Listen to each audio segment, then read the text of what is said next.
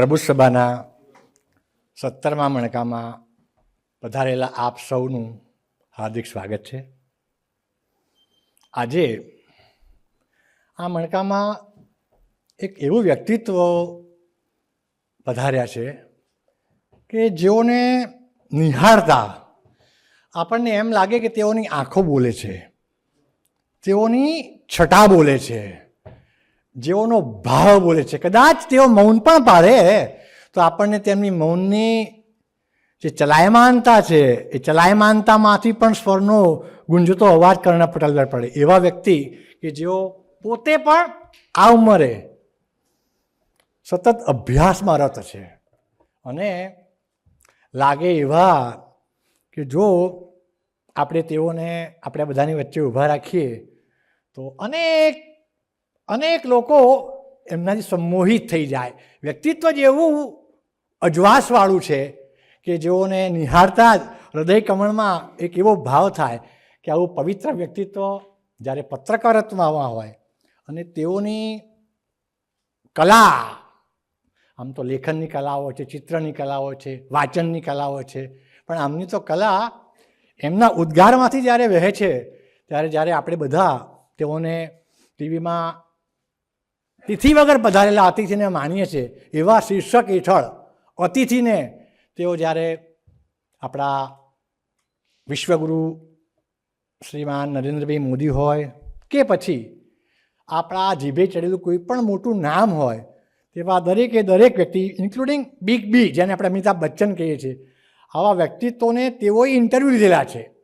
જેઓના interview માટે તમે સમજો કે ક્યાંય આપણું પિત્ત ના પડે એવી વ્યક્તિઓને પણ પહેલાંના અતિથિ કાર્યક્રમમાં પોતાની આગવી છટાથી, પોતાની બુદ્ધિમાનતાથી અને પોતાના અનુભવને અભ્યાસના પેરે જેણે જે આવનાર અતિથિ છે એને પણ મૌલિક રીતે વિચારતા કર્યા છે અને એ વિચાર સાથે સમાજને કંઈ પદાર્પિતતાના ભાવથી એક સંભાળણું આપ્યું છે. એવા અતિથિ કાર્યક્રમના જે પોતે ઉદ્ઘોષક કહેતા હતા, પણ હું તો એમને એમ કહીશ કે અતિથિ કાર્યક્રમના ઓલ એન્ડ સોલ.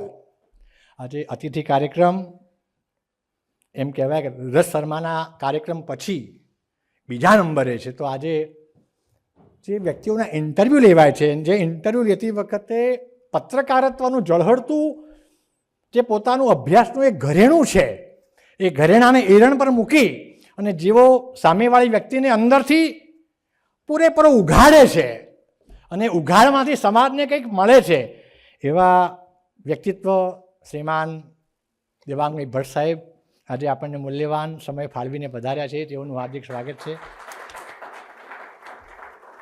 દેવાંગભાઈ ભટ્ટ સાહેબને 2-2.5 દાયકાથી નામથી અને 1.5 દાયકાથી પર્સનલી ઓળખું, પણ સરળતાનો પર્યાય કોને કહેવો, સહજ જીવનધારી કોને કહેવા, ભાવ નિરૂપિત જેનામાં છલ્લોછલ પ્રેમનો ઉભરો ભરાયો છે એવું વ્યક્તિત્વ કોને કહેવું, અને સાથે સાથે તટસ્થતાના જોરે ક્યાંય પણ સમાધાન ન કરવું, જે પત્રકારત્વનું જે હોવા પણ હોવું જોઈએ તેવા ગુણોથી ભરપૂર. અને દેવાંગભાઈ ભટ્ટનો પરિચય જ્યારે મારે આપવો પડે ત્યારે તો મને એમ થાય કે મારું સૌભાગ્ય છે કે આ સદભાગ્ય મને સાંપડ્યું છે, તો એમનો ટૂંકમાં પરિચય આપું. તેઓ મુખ્ય સંપાદક છે, અંગ્રેજીમાં એને એડિટર ઇન ચીફ કહેવામાં આવે છે. આપણે બધા નેટવર્ક એટલે કે જ્યારે આ બધી ડીશો નથી ત્યારે આજે 25-30 વર્ષ પહેલાં જ્યારે આપણી પાસે ચેનલ નેટવર્ક હતું, કેબલ નેટવર્ક હતું, એમાં જે ગુજરાત ન્યૂઝ જીટીપીએલથી આપણે બધા જ પરિચિત છીએ. એ જીટીપીએલના એની પહેલાં નિર્માણ ન્યૂઝ આ ચેનલના તેઓ એક મુખ્ય સંપાદક છે. સેલિબ્રિટી એટલે કે જેઓ સમાજમાં કંઈક નામ ધરાવે છે, જેઓની જીવનધારા થકી જેઓની કંઈક નામના સમાજમાં થઈ છે, એવી સેલિબ્રિટીઓના ઇન્ટરવ્યૂ તેઓ અભ્યાસકીય ભાવમાં કરે છે. અને એ અભ્યાસના એરણ પર જ્યારે તોલીને એમના શબ્દો નીકળે છે ત્યારે પેલો સામેવાળા જે અતિથિ હોય છે એ પણ રજૂઆત કરતાં 2 વખત વિચાર કરે છે. આવા મૌલિક કહેવાય કે આવા એક ગુજરાતના સદગૃહસ્થ ગણો કે જેઓ આપણને જીટીપીએલ નેટવર્કથી સારા સારા એપિસોડથી આપણને બધાને માહિતગાર કરે છે. 1995 એટલે 30 વર્ષથી આ મીડિયામાં એક ધારા કાર્યરત છે. આજ સુધીમાં લગભગ 550 જેટલા સેલિબ્રિટીના તેઓએ શો કરેલા છે. એમાં મેં વાત કરી તેમ નરેન્દ્રભાઈ મોદી છે, સુનિતા વિલિયમ્સ, અમિતભાઈ શાહ, બ્રહ્માકુમારીમાં બીકે શિવાની, આપણા રાજીવ દીક્ષિત કે જેઓએ આયુર્વેદ માટે ઘણું બધું સમાજને વાઘભટની વાતો કરી, માધુરી દીક્ષિત, અર્ણવ ગોસ્વામી, પત્રકારના પણ ઇન્ટરવ્યૂ લે એવા પત્રકાર યુસી જે પત્રકાર અન્યને ગૂંચવી નાખે એને ગુથ્થીમાં ગૂંચવી નાખે એવા પત્રકાર એટલે આપણા દેવાંગભાઈ ભટ્ટ. કપિલ દેવનો પણ જેઓ સિક્સરો મારીને આપણને 1983માં વર્લ્ડ કપ જીતાડ્યો હતો. કપિલ દેવની ધુવાધાર બેટિંગને પણ પોતાના ગુગલીથી પત્રકારિત્વમાં સરસ મજાની શાનમાં વાતો કરે એવા દેવાંગભાઈ. અત્યારે ટેડેક્સ એક શબ્દ હમણાં બધા બહુ સરસ ચાલે છે, ખાસ કરીને યુવાનોને, જેમ પ્રબુદ્ધ સભા, પ્રબુદ્ધ, એમ ટેડેક્સ એટલે કે એક સ્પેસિફાઈડ પ્લેટફોર્મ પર ચર્ચાનું સરસ મજાનું આલય વિલય થાય અને એમાં બૌદ્ધિક સ્તરે અને વિષયને બરાબર પકડીને જ્યારે માણસ વાત કરતો ત્યારે એનું અભ્યાસનું સ્તર કેટલું ઊંચું છે. એવા ટેડેક્સના પણ એ પોતે એક આગવા સ્પીકર છે. કદાચ ટેડેક્સ સ્પીકરથી ઘણા લોકો માહિતગાર નહીં હોય, પણ ટેડેક્સ તમે ગૂગલમાં કરશો ને પછી દેવાંગ ભટ્ટ લખશો તો તમને ખબર પડશે કે આ વ્યક્તિ તો લાગે છે એકદમ નાનું, સુહામણું, ગમતું, પણ એમનું બુદ્ધિ તત્વ, એમનામાં રહેલું અભ્યાસુ જિજ્ઞાસુ જીવ એ સાચા અર્થમાં ગુજરાતના ઘરેણા સ્વરૂપે પત્રકારિત્વમાં એક નામ કર્યું છે. આપણે બધા રજત શર્માથી તો જાણીએ જ છીએ, રજત શર્મા ઇન્ટરવ્યૂ લેતા હોય ત્યારે એવા પ્રશ્નો હસતા હસતા પૂછે અને આપણને જે સાંભળવું હોય તે આવનારા અતિથિ પાસેથી પણ એ વાત કઢાવી શકે. એવા આ અતિથિ પણ એવા છે કે જેમણે પોતાના પત્રકારિત્વના જોડે લિમ્કા બુક ઓફ રેકોર્ડ્સમાં પોતાનું રિજિયોનલ એટલે પ્રાદેશિક ભાષામાં સર્વોચ્ચ સેલિબ્રિટી. હવે વિચાર કરો, આ બધા નોર્મ્સ જે હોય છે, એના પેરામીટર્સ જે હોય છે, એમાં આપણા ગુજરાતના દેવાંગભાઈને સર્વોચ્ચ સેલિબ્રિટી ઇન્ટરવ્યૂ શો તરીકે એમને લિમ્કા બુક ઓફ રેકોર્ડ્સનો એવોર્ડ મળ્યો છે. આ તો આપણે બધા 2,000 ને 5,000 ને 10,000 ટિકિટ લઈને બીજે બધા પ્રોગ્રામમાં જઈએ, પણ જ્યારે આપણી પાસે આવા સત્વતત્વયુક્ત જીવાત્માઓ પત્રકારિત્વમાં જ્યારે હોય એને આપણે જરા ધ્યાનમાં પણ ન લઈએ, એ પણ જરા આજની પેઢી અને આવતીકાલની પેઢીએ ખાસ વિચારવા જેવું છે કે આપણી પાસે આવા વ્યક્તિત્વો છે, આપણે એમની પાસે રહેલું જે કંઈ જ્ઞાન છે, ઇન્ફોર્મેશન છે, તે સમાજ સુધી બહાર લાવવાની છે. 30 વર્ષના કારકિર્દીમાં તેઓએ 4,000 જેટલા કે એનાથી પણ વધારે ડિબેટ શો એન્કર તરીકે કામ કર્યું છે. આપણે 4 શો નથી કરી શકતા, અરે કોઈ શોમાં જઈને સાચા શ્રોતા પણ નથી બની શકતા, ત્યારે આ વ્યક્તિ 30 થી 40 મિનિટના ઇન્ટરવ્યૂ આશરે 4,000 કે એનાથી પણ વધારે જ્યારે સંચાલન કર્યા તો એમનું જે તે વિષયનું નોલેજ કેટલું હશે, એમની ખોદણી કેટલી હશે વિષયની. તો આવા સરસ મજાના જ્ઞાન પીપાસુ, ખાસ કરીને પત્રકારિત્વના અભ્યાસુ દેવાંગભાઈ આજે આપણને પોતાના જીવન માટેની જે અનુભવની અર્કરૂપી વાતો સંભળાવવાના છે એને આપણે માણીશું. તેઓ સન્માનની પુરસ્કારોમાં તો એટલી બધી સંસ્થાઓના પુરસ્કારો છે. હું તો હમણાં જીટીપીએલમાં આમંત્રણ આપવા ગયો ત્યારે એમનો ઓફિસ તો બહુ નાની છે, પણ એ નાની ઓફિસમાં એટલા બધા પારિતોષિકો છે. અને આ તો મને એમ લાગે છે કે એ પારિતોષિકો કદાચ 1000માં ભાગના પણ નહીં હોય. એ પારિતોષિકો પર જ્યારે વાંચતો હતો અને અતિથિના જે ચિત્રો જોતો હતો ત્યારે એવું કોઈ કલાનું કે અન્ય ક્ષેત્રનું કોઈ વ્યક્તિત્વ ન હોય જેમને અતિથિ સાથે કે ડાયરેક્ટ ઇન્ટરેક્ટ ન કર્યા હોય. તો આવું વિભૂષિત વ્યક્તિત્વ આપણને આજે સરસ મજાનું આ પીરસવાના છે. આપણે એમને માણીશું. કેનેડાના ટોરન્ટો ખાતે જીપીએસસી દ્વારા બેસ્ટ એન્કર એવોર્ડ મળેલો છે. જો કે આ બધા વિદેશના એવોર્ડો કોઈ પ્રકારના એડજસ્ટમેન્ટ કે કોઈ પ્રકારની એમથી મળતા નથી. તો ન્યૂજર્સી અમેરિકા ખાતે ગ્લોબલ ગુજરાતી કોન્ફરન્સનો 2016નો એવોર્ડ મળેલો છે. Journalist of the year, genius Indian એચિવર્સ award મળેલો છે અને ગુજરાત ગૌરવ રત્ન એવોર્ડ મળેલો છે. આમ એમની પાસે એમની ઘણી બધી કામગીરીની વાતો મારી પાસે છે, પણ આજે આપણે એમને સાંભળવાના છે. સાથે આપણા ભાગ્યેશભાઈ ઝા સાહેબ, તેઓ પણ આજે અન્ય પ્રોગ્રામ છે એમના બરોડામાં 3 આના પછીના કાર્યક્રમો છે, પણ કોઈ ના સાહેબ આ બધા કાર્યક્રમોનો આપણે પૂરેપૂરો માણવાનો. આદરણીય અતિથિ, ભલે આજે તે આપણા અતિથિ છે પણ અતિથિને પણ જેઓ આતિથ્ય ભાવથી સજાવે છે અને શબ્દોના શણગારથી હૃદયમાં રહેલી ઉર્મિઓને બહાર કઢાવે છે, આવા અતિથિ જ્યારે આપણી વચ્ચે હોય ત્યારે ભાગ્યેશભાઈ જાને વિનંતી કરીશ કે તેઓ આદરણીય તમારી એટલે કે તમે તો માહિતી નિયામક હતા, આ ક્ષેત્રના માણસો, તો તમારી પાસે હજુ પણ આમના માટે કહેવાનું ઘણું બધું તાત્વિક સ્વરૂપે હશે, જે કંઈ આપની ઉર્જા આપની ઉર્મિ હોય, અને ત્યારબાદ આપણે આદરણીય દેવાંગભાઈ ભટ્ટ સાહેબને એમનો જે સરસ મજાનો કલાક સવા કલાક છે એ આપીશું. Thank you.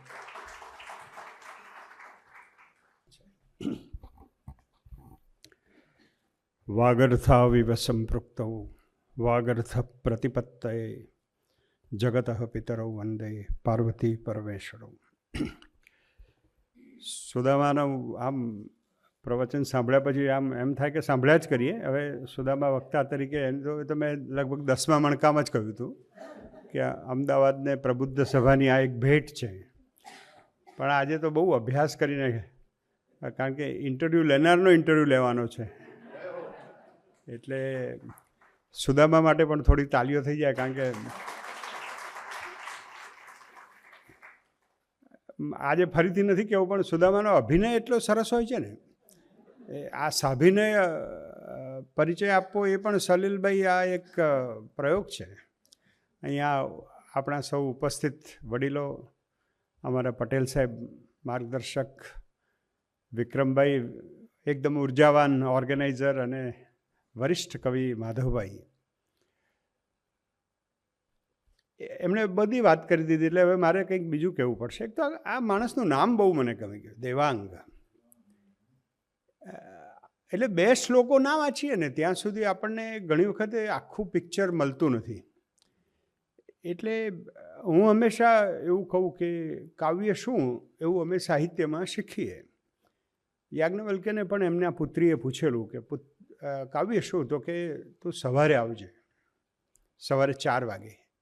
અને 4 વાગે ભારતનો ઋષિ એની પુત્રીને કવિતાની વ્યાખ્યા આપે છે.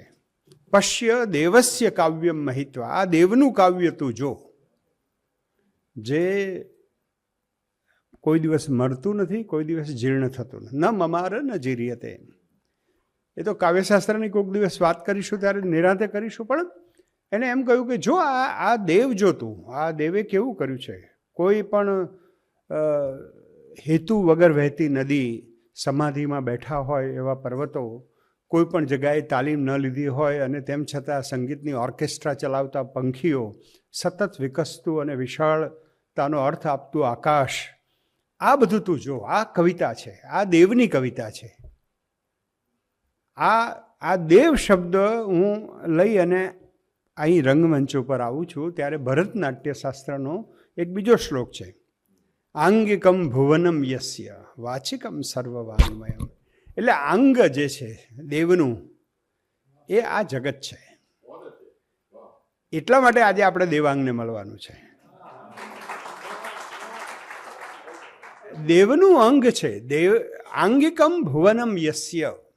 આ જગત છે એ દેવનું અંગ છે, એટલે એને ઉકેલવાનું છે. એટલા માટે એક એવા વ્યક્તિને આપણે શોધતા હતા. આમ તો એમને એક્શન તો એવું કર્યું કે બધું ખોલી નાખે. આમ મને હમણાં કોઈ ફોરેસ્ટ ઓફિસર મળ્યો ને, એ કે સાહેબ સિંહ ખોલતો હોય ને જ્યારે શિકારને, ત્યારે આમ પોતાના નખથી પહેલાં પેટ આમ ચીરી નાખે આમ. એટલે સુદામાની તો એક્શનોનો અર્થ તમે કરો એટલું હોય. જેમ કાલિદાસનું હજી પણ અર્થઘટન કરવું પડે. એટલે સુદામાની આ મજા છે. પણ દેવાંગભાઈને હું જોતો હતો તો મને, એટલે એમને પાછું કહ્યું કે તમારો બધાનો કુળ એક. કોઈ પણ વ્યક્તિનો ઇન્ટરવ્યૂ લેવાનો હોય ત્યારે માણસને કેવું તૈયારીઓ કરવી પડે છે. હું 10 વર્ષ જે મીડિયા આખું સંભાળ્યું 2005થી 2015માં, અને બહુ જ એટલે ટોપ મોસ્ટ વ્યક્તિઓથી માંડીને બધા ઇન્ટરવ્યૂ લેવાવાળા મોદી સાહેબના, એ બધા સાથે પણ બહુ ચર્ચા કરી. મીડિયા એટલે શું ને ઇન્ટરવ્યૂ એટલે શું ને આ તે. તો મારા મનમાં જે, એટલે હું એમને જરા પ્રોવોક કરવા માટે વાત કરું છું. એમના પરિચયની તો વાત કરી દીધી, પણ rare proof is the creativity એવું એક વાક્ય છે. હવે એ જ વાક્ય ઉપરથી હું તમને એના 6 સિદ્ધાંતો કેવા છે કે પહેલાંમાં પહેલું છે એ રિસર્ચ. માણસ રિસર્ચ કર્યા સિવાય ઇન્ટરવ્યૂ લેવા જાય. માધવભાઈનો ઇન્ટરવ્યૂ લેવાનો હોય એટલે માધવભાઈની આખી બાયોગ્રાફી વાંચવી પડે. આ વ્યક્તિ કોણ છે, અને જે મોટા સેલિબ્રિટી હોય ને એ વસ્તુઓને સંતાડવામાં બહુ હોશિયાર હોય, એટલે એને ખોલી બતાવે. આ ઇન્ટરવ્યુઅરનું કામ એ આમ it requires A specific and very deep research. પણ સાથે સાથે એ તો કહેશે આપણને કે આ લોકો બધા છે ને મોટા માણસો, તમે ઇન્ટરવ્યૂ લેવા બેસો ને એ પહેલાં કેટલીક બાઉન્ડ્રી બાંધી આપે. આ તો આવા પ્રશ્નો નહીં પૂછવાના, આવું નહીં કરવાનું, હો ભાઈ, આમ નહીં કરવાનું, આવું ના થવું જોઈએ, નહીં તો એટલે બધા પ્રશ્નો, બધા જાત જાતના, દરેક પોતપોતાની રીતે ધમકી, રિક્વેસ્ટ, એડવાઇસ એવું બધું આપ્યા કરતા હોય. એટલે દેટ ઇઝ કોલ્ડ એક inner rules of the game દર ઇન્ટરવ્યૂ વખત નક્કી થતા હોય. એને કહેવાય છે રિસ્પેક્ટ ધ બાઉન્ડ્રીઝ. એટલે બાઉન્ડ્રીઝ બાંધવામાં આવે એને કરવાનું. પણ હવે જ્યારે તમે સામે બેસી જાઓ છો ત્યારે જે વાત આવે છે, અને મને બહુ એ વાતનું બહુ ગૌરવ છે કે હું જ્યારે પીએચડી કરતો ત્યારે મારા પ્રોફેસરે મને એક એસાઇનમેન્ટ આપ્યું, હિયરિંગ એન્ડ લિસનિંગ. કારણ કે હિયરિંગ છે ને એ ફિઝિકલ છે, તમે સાંભળો છો, પણ લિસનિંગ ઇઝ અ મેડિટેશન. જ્યારે લિસનિંગ કરવાનું હોય અને ઇન્ટરવ્યૂ લેનાર એ ખાલી એક એક્ટિંગ કરવા નથી બેસતા, એ મેડિટેશનમાં બેસે છે. કારણ કે પેલા માણસમાંથી એમને સત્વ અને તત્વ બહાર કાઢવાનું છે. એટલે એક્ટિવ લિસનિંગ એ બહુ એની પરીક્ષા હોય છે. નહીં તો એડિટર, આ તો અત્યારે હવે એડિટર થાય, પણ એડિટર અને એમના જોનારા બધા કે તમે વેઠ ઉતારીએ તરત જ ખબર પડી જાય. એટલે આ એક એને ખબર પડી જોઈએ.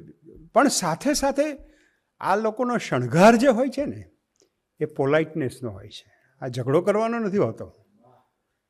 બે માણસો એગ્રી થઈને બેઠા હોય ત્યારે એ પી છે, રેર પ્રૂફ. હવે પી આવ્યો એ પોલાઇટનેસ છે, અને એ પોલાઇટનેસ એટલી બધી હોય કે ઘણી વખત નથી, અમુક લોકો એવું મીઠું બોલે કે આપણને ડાયાબિટીસ થઈ જાય. એટલે એ પોલાઇટનેસ, એ ડાયાબિટીસ થાય તો જ એનું શરીર માપવા મળે, તો જ એનું બ્લડ મળે આપણને. એટલે એને ડાયાબિટીસ કરવો જ પડે. એટલે એ પોલાઇટનેસ છે ને, ઇટ ઇઝ નોટ અમાઉન્ટિંગ ટુ ડ્રામેટિક્સ. તમે કદાચ ઇવન એક્ટિંગ કરતા હો તો પણ સામેના વ્યક્તિને ખ્યાલ ના હોવો જોઈએ કે તમે એક્ટિંગ કરો છો. આ કળા છે. બહુ સહેલું લાગે ઇન્ટરવ્યૂ લેવાની વાત. કોઈ ઇન્ટરવ્યૂ, ઓહો લાવો ને ઇન્ટરવ્યૂ લઈ નાખીએ, એમ નથી લઈ નાખાતો. એ તો દેવાંગભાઈ કહેશે એટલે ખ્યાલ આવશે કે એ કેટલું અઘરું છે. એટલે પોલાઇટનેસ પછી એક વસ્તુ આવે છે, એ ઓપન માઇન્ડેડનેસ. કોઈ પણ માણસ હોય છે ને એ એક ઓપિનિયન્સનો બંડલ હોય છે. મારા માટે પણ કે તમારા માટે પોતપોતાના બધાના અભિપ્રાયોનું એક બંડલ લઈને માણસ ફરતો હોય છે. હવે જ્યારે તમે કોઈનો ઇન્ટરવ્યૂ લેવા બેસો ને ત્યારે તમે ઓપન માઇન્ડેડ છો એવો પેલા વ્યક્તિને ખ્યાલ આવવો જોઈએ. એને એમ થાય કે આનું તો ઓપિનિયન બધા ફિક્સ જ છે, આનું તો એમ જ હશે, એ તો મારા માટે ખરાબ જ બોલશે અથવા ખરાબ જ પ્રશ્નો પૂછશે. તમારે પહેલી 7 મિનિટમાં એને એટલો બધો કમ્ફર્ટેબલ કરી દેવાનો હોય જેથી તમારું પ્રૂફ છે ને એમાં ઓ અને એફ છે ને એ 1 ઇઝ ઓપન માઇન્ડેડનેસ અને એફ ઇઝ ફ્લેક્સિબલ. એ આ પ્રૂફ છે. Rare proof is creativity. અને ક્રિએટિવિટી છે ને એ ઇન્ટરવ્યુઅરની પોતાનું ઇન્ટ્યુશન. એ સવારે ઉઠીને મેડિટેશન કરે એટલે ઈશ્વર એને કહે કે તારે આવા ગૂગલી બોલ નાખવાના છે, પ્રશ્નો બનાવવાના છે. અને આ આર્ટિક્યુલેશન છે. એ આર્ટિક્યુલેશન જે કરી શકે એ જ ઇન્ટરવ્યૂ લઈ શકે.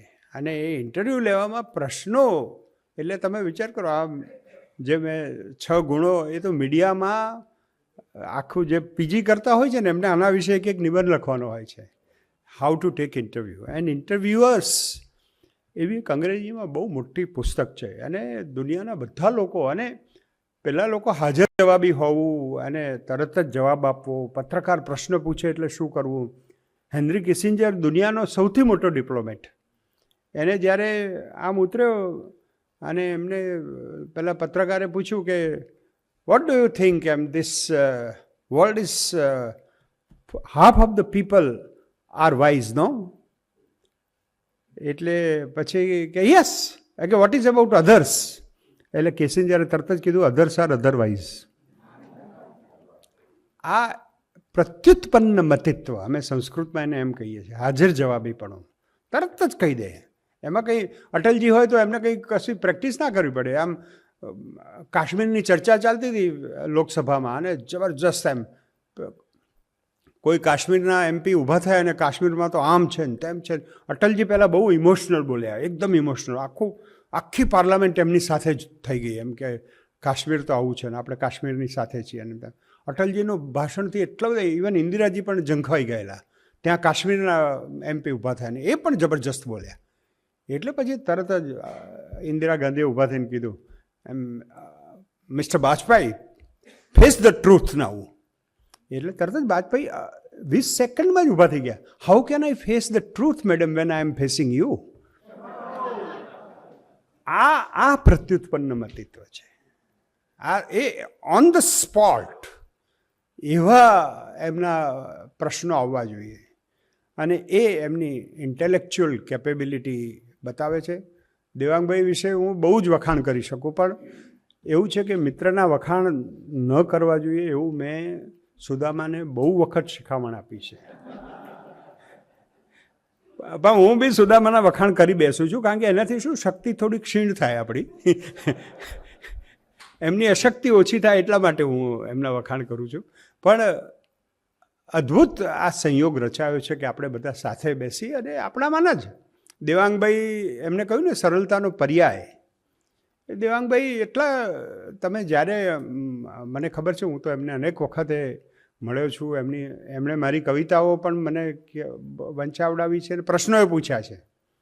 ઘણી વખત તો ડિબેટમાં પણ અમે સાથે રહ્યા છીએ અને બહુ સેન્સિટિવ ડિબેટો હોય એ બધામાં સાથે રહ્યા. આવા વ્યક્તિ આપણી વચ્ચે, આપણા મિત્ર, અને આ ઘરનો ડાયરો છે, એ તમે જાણો જ છો. આપણે ગમ્મત કરતાં કરતાં જ્ઞાન અને જીવનનું જ્ઞાન વહેંચવું એ આપણો ઉપક્રમ છે.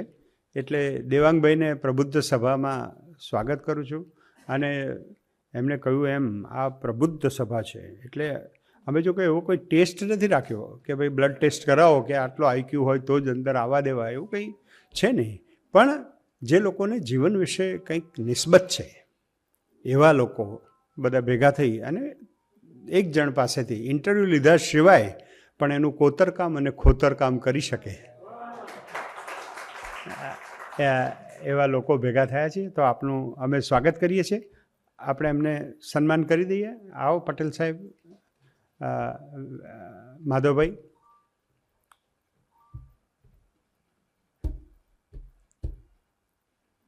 વાહ.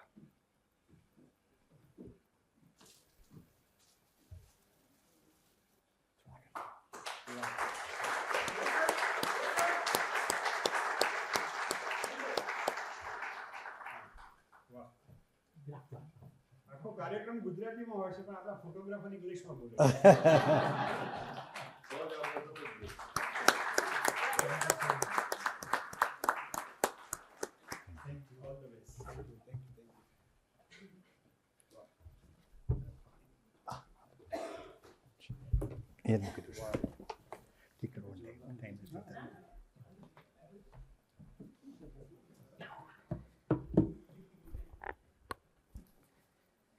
મારા પપ્પા,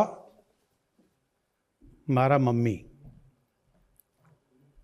મારા દાદા, મારા દાદી, મારા નાના અને મારા નાની, આ બધાને, એટલે કે હું ત્રીજી પેઢી, મારી આગલી બંને સાઈડ, આપણે પેલું પેઢીનામું બને ને એ રીતે બંને સાઈડની પેઢીનામામાં પપ્પાના પપ્પા, પપ્પાના મમ્મી, મમ્મીના પપ્પા, મમ્મીના મમ્મી, આ બધાને ડાયાબિટીસ હતો. ફોર્ચ્યુનેટલી મને નથી, ટચવુડ, પણ આજે આ 10 મિનિટ વીત્યા પછી મને એવું લાગે છે કે અહીંયાથી નીકળીને મારે સીધું જ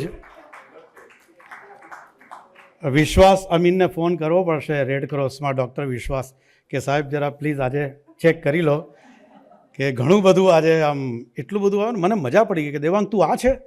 ઘણીવાર કહે ને કે લગ્ન જ્યારે થવાના હતા, કોઈના બી દરેકના હોય, ત્યારે આપણે જઈએ ને સામેવાળાના ઘરે, દીકરીવાળાને ત્યાં, એની પહેલાં કોઈક વ્યક્તિ જાય આપણો, અને એ વ્યક્તિ જાય ને ત્યાં જઈને વાત કરે કે ભાઈ છોકરો આ છે, છોકરો આ છે, છોકરો આ છે. કદાચ સુદામાજીને ભાગ્યેશભાઈ બંને જો એ ટાઈમે હોત તો કદાચ પરિસ્થિતિ અલગ હોત. મારા બહુ જ વખાણ થઈ ગયા હોત મારા સાસરીમાં. Thank you so much. આદરણીય પ્રબુદ્ધ સભા, ગુણીજનો, વિષય બહુ સરસ છે, મને બહુ ગમ્યો.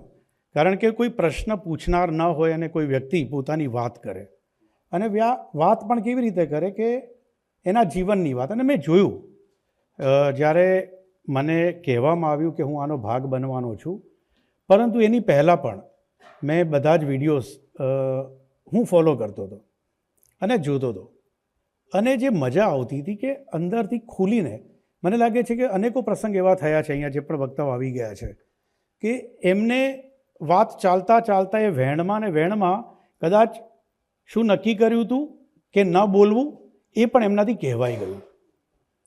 સો ખુલવાની તક મને લાગે છે કે વક્તાને જે અહીંયા મળે છે, અને એ પણ આપ બધા ગુણીજનોની સામે.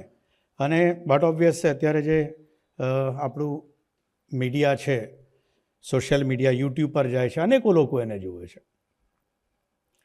કાર્યક્રમનું જે ફોર્મેટ છે કે વ્યક્તિ પોતાની વિશેની વાત કરે છે, અત્યાર સુધીના ફોર્મેટ જોયા છે એ જ પ્રમાણે હું મારી વાત શરૂ કરું છું. 27 ડિસેમ્બર 1968 મારો જીવન સાથે પહેલો પરિચય થયો. જીવનમાંથી હું શીખ્યો તો જીવન સૌથી પહેલાં 27/12/1968, હમણાં જ મને એક નીચે ભાઈ મારી બર્થ ટાઈમ અને સ્થળ લઈ ગયા છે, તો આમાંથી પણ જે જ્યોતિષ હોય એમને કીધું સવારે 4:45 સુરેન્દ્રનગર ને આવેલું જોરાવર નગર, એમાં મારો જન્મ. ફક્ત જન્મ માટેનો ઝાલાવાડી, જન્મ પૂરતો, એ શરૂઆતના 2-3 મહિના પૂરતો હું ઝાલાવાડી. પપ્પા મોરબીના, બહુ જ સામાન્ય, અતિ સામાન્ય પરિવાર પપ્પાનો જે તે સમયે. પપ્પા 1967માં અમદાવાદ આવી ગયા. એની પહેલાં પપ્પા BCom LLB કર્યું હતું. એમને બટ ઓબ્વિયસ છે, બધાને ખ્યાલ જ હશે, જે જૂના દિવસોને યાદ કર્યા હોય તો બ્રાહ્મણોને રેલવેમાં જ જોબ મળતી હતી એ ટાઈમે. કોઈ બીને પૂછો ક્યાં જોબ કરો છો તો રેલવેમાં જ હતા એ બધા. સો પપ્પાને પણ રેલવેમાં જોબ મળી હતી, પરંતુ એમાં ટૂરિંગ બહુ રહેતું હતું, એટલે પપ્પાએ રેલવેની જોબ છોડી દીધી અને અહીંયા આવીને સરકારી પરીક્ષા પાસ કરી અને એક ક્લાર્ક તરીકે એમણે જોઈન કરી હતી. ધીરે ધીરે ધીરે એ ક્લાસ 2 તરીકે રિટાયર થયા હતા પપ્પા. AG ઓફિસ અને અલગ અલગ જગ્યાએ એમણે કામ કર્યું. મમ્મી કિરણબેન, મમ્મીએ મોન્ટેસરી કર્યું હતું જે તે સમયે, અને ત્યારબાદ મમ્મી શિક્ષક હતા. લગભગ જો હું ભૂલતો ન હોઉં તો 1980 સુધી એમણે એક પ્રાઇવેટ સ્કૂલ નરોડામાં, વિદ્યા મંદિર, જે 1957થી એ સ્કૂલ ચાલે છે, એ સ્કૂલમાં એમણે બાલમંદિરના વિભાગના પ્રિન્સિપાલ તરીકે, જે તે સમયે મારા જન્મ સમયે 6 ક્લાસ બાલમંદિરના એ NV પટેલ વિદ્યા મંદિર સ્કૂલમાં હતા. 6 ક્લાસ એટલે બહુ જ મોટી સ્કૂલ. અને સો in short that was a part. કારણ કે જે ફોર્મેટ ચાલ્યું છે એટલે ફોર્મેટમાં થોડો આવી ગયો. કદાચ હવે અલગ જઈને આગળ જઈને ફોર્મેટ હું ચેન્જ પણ કરીશ, મને એવું લાગે છે. સો આ રીતે જન્મ મારો કૃષ્ણનગર, નરોડા પાસે કૃષ્ણનગર હાઉસિંગ બોર્ડ, એ કૃષ્ણનગર હાઉસિંગ બોર્ડમાં અમે રહેતા હતા પહેલાં. હાઉસિંગ બોર્ડ છે એટલે બટ ઓબ્વિયસ છે કે જેને મેળવણ બાજુમાંથી લેવાની આદતો અને કોના ઘરમાં શું બન્યું છે એ સુગંધ આવે એટલે ખબર પડી જાય, એ નોર્મલી હાઉસિંગ બોર્ડમાં થતું હતું ને પોળોમાં થતું હતું, અને ખાડિયાની પોળ હોય કે સરસપુરની પોળ હોય. એ જ વસ્તુ કલ્ચર કદાચ અત્યારે બદલાઈ ગયું છે. બાજુમાં વઘાર તો શું પણ બાજુમાં મર્ડર થઈ ગયું છે એ પણ કદાચ 10 દિવસે ખબર પડે છે લોકોને. સો એવી રીતે આજુબાજુ એક જ સરખા આવક ધરાવતા લોકોની સાથે બધા જ મધ્યમ વર્ગ અને કદાચ હું તો કહું છું કે નીચલા મધ્યમ વર્ગ એવી રીતે બધા મોટા થયા. હું ભણ્યો 1 થી 7 ધોરણ. મમ્મી વિદ્યા મંદિરમાં ભણાવતા હતા એટલે મને સ્વાભાવિક છે આંગળી પકડીને લઈ જવો પડે. કૃષ્ણનગરથી 128 નંબરની ડબલ ડેકર ચાલતી હતી, ત્યાંથી બેસાડે અને મને નરોડા અમે જતા હતા. નરોડામાં બટ ઓબ્વિયસ છે મમ્મી પ્રિન્સિપાલ હોય બાલમંદિર વિભાગના, અને બાલમંદિરમાં નાસ્તો મળે એટલે મને પણ 1 થી 7 ધોરણ સુધી મને નાસ્તો બાલમંદિરવાળાને પીરસાય એટલે મને બોલાવી લે કે ચાલો બેનનો છોકરો છે ને બોલાવી લો. 7 ધોરણ સુધી પાસ કર્યા પછી દિવાસોનો દિવસ હતો અને એ દિવસે અમારા ઘરે એક પત્ર આવ્યો. અમે જ્યારે સ્કૂલેથી હું પાછો આવ્યો, હું ને મમ્મી બંને સાથે આવ્યા, તો જોયું તો પોસ્ટકાર્ડ પર, કારણ કે પપ્પા પણ જોબ પર ગયા હોય, મમ્મી પણ જોબ પર હોય, અને એક પત્ર પડ્યો હતો ને એની અંદર હતું મમ્મીનો નિમણૂક પત્ર. મ્યુનિસિપલ કોર્પોરેશનમાં એમને જોબ, એટલે સરકારી જોબ મમ્મીને પણ મળી ગઈ, પપ્પાને પણ મળી ગઈ. એટલે હું 8મા ધોરણથી જીડી હાઈસ્કૂલ નામની એક સ્કૂલ છે, સૈજપુર નામનો વિસ્તાર, કદાચ નામ સાંભળ્યું તો, જીડી હાઈસ્કૂલ નામની સ્કૂલ, એ સ્કૂલમાં મને એડમિશન મળ્યું. કારણ કે હવે મને મૂકવા લેવાની વ્યવસ્થા કરવાની જરૂર નહોતી અને મમ્મી હતા નહીં. તો એ જીડી હાઈસ્કૂલમાં મારા પપ્પા મજાકમાં એવું કહેતા હતા કે તારી સ્કૂલમાં 1 થી 9 ધોરણ સુધી કોઈ ફેલ ના થાય અને 10મામાં કોઈ પાસ ન થાય. એવી નબળી સ્કૂલ હતી. 10મામાં બોર્ડ આવે એટલે એમાં ચાલે નહીં. સો એવી શાળામાં હું આવ્યો અને શાળા પણ કેવી હતી, 1 થી 7 ધોરણ સુધી મેં કિરણબેનનો છોકરો એવી રીતે સતત રહેવાનું. એટલે બટ ઓબ્વિયસ છે તમારા મમ્મી એ જ શાળામાં ભણાવતા હોય એટલે તમારે કેટલું આમ શિસ્ત સાથે રહેવું પડે. કારણ કે ક્યાંય પણ કોઈ તોફાન કરતા તમે પકડાવ તો સ્વાભાવિક છે એમ કે કિરણબેનનો છોકરો તોફાન કરતા પકડાવ, સારું ન લાગે એક સંસ્કારી દીકરા તરીકે. તો બહુ જ સંયમમાં સતત રહ્યો. અને જેવો હું જીડી સ્કૂલમાં આવ્યો, એ શાળામાં મારા પપ્પાએ જે મેં 2 વાક્યમાં આપણે મારી સ્કૂલનો પરિચય આપ્યો, એ હવે મારા ક્લાસની અંદર 40 વિદ્યાર્થીઓ હોય તો એમાં 25 છારા વિદ્યાર્થીઓ હતા, છારા કમ્યુનિટીના.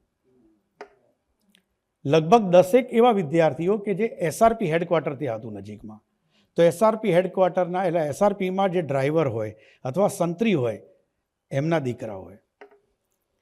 એટલે મને લાગે છે કે એ ટાઈમે હું કદાચ એકલો, આમ કહેવાય ને કે ડાયો, અથવા તો થોડોક પણ અવાજ કરે અથવા તો ઈશારો કરે ને તો પણ એ બેસી જાય અથવા તો તરત જ અદબ પાડી દે, એવો એકમાત્ર છોકરો હું મારા ક્લાસમાં હતો.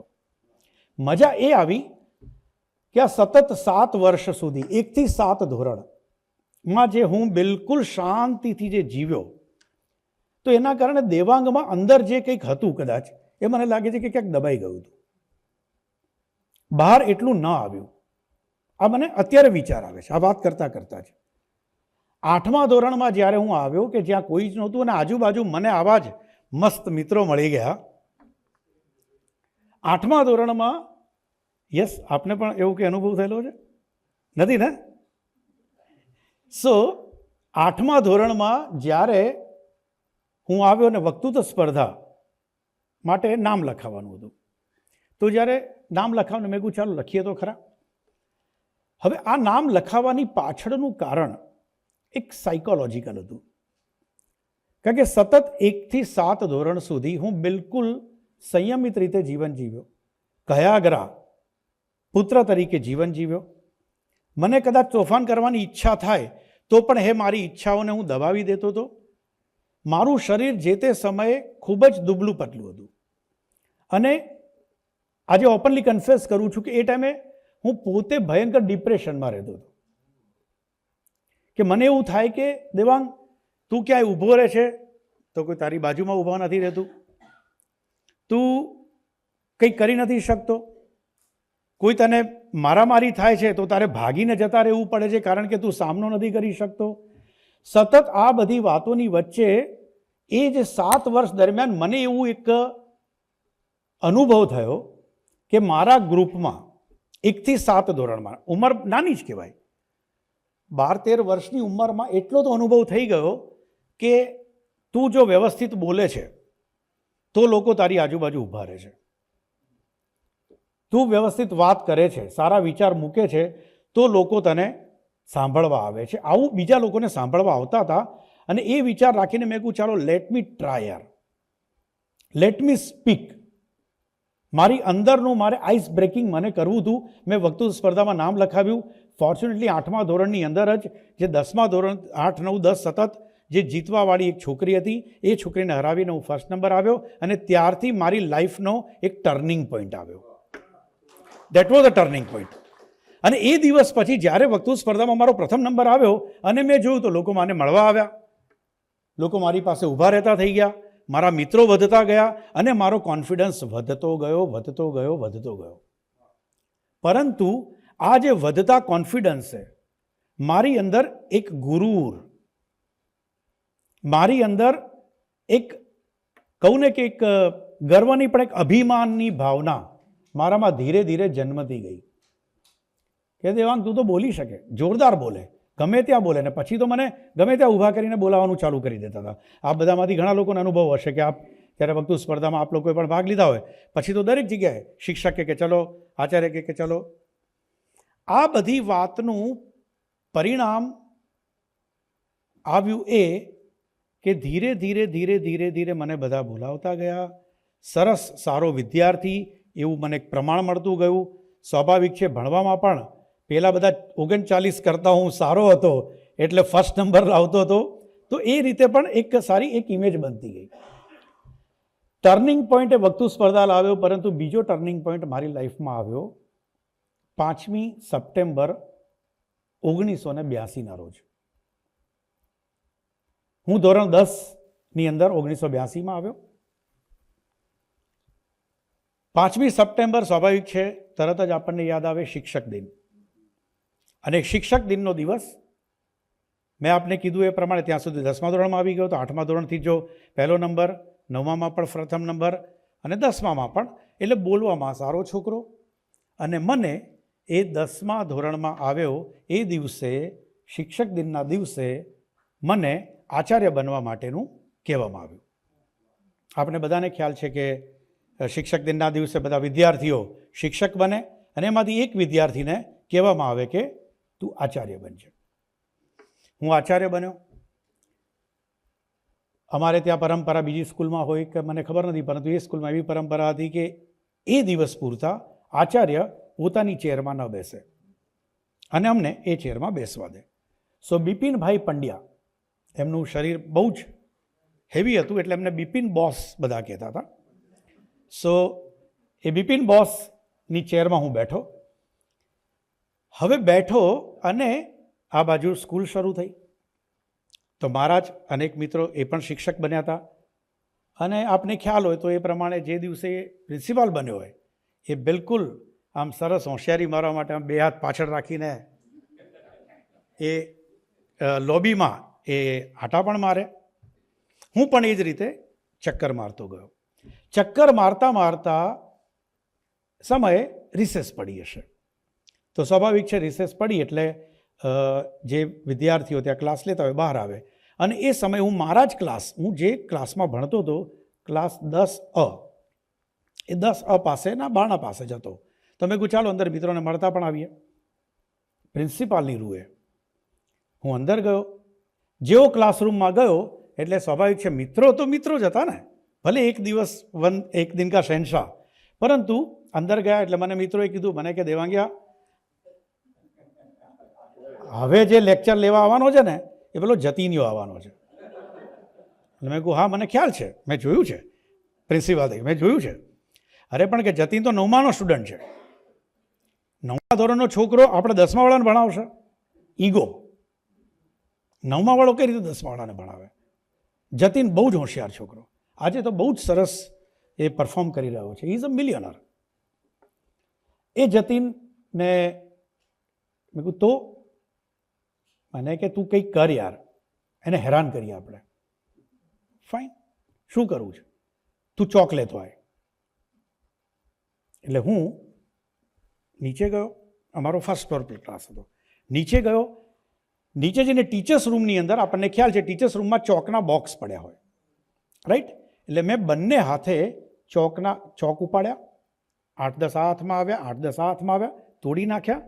હું એક ફ્રેન્ડનું બ્લેઝર માગીને લાવ્યો હતો, એ બ્લેઝરના ખિસ્સામાં એ મેં ચોક નાખી દીધા અને તરત જ હું ઉપર ગયો, મારા ક્લાસમાં જઈને ફટાફટ આપી દીધા તાકી પીરિયડ ચાલુ થાય એની પહેલાં આપણે બહાર ભાગી જઈએ. ફરી આપી અને હું સીધો જ પ્રિન્સિપાલની ચેરમાં આવીને બેસી ગયો.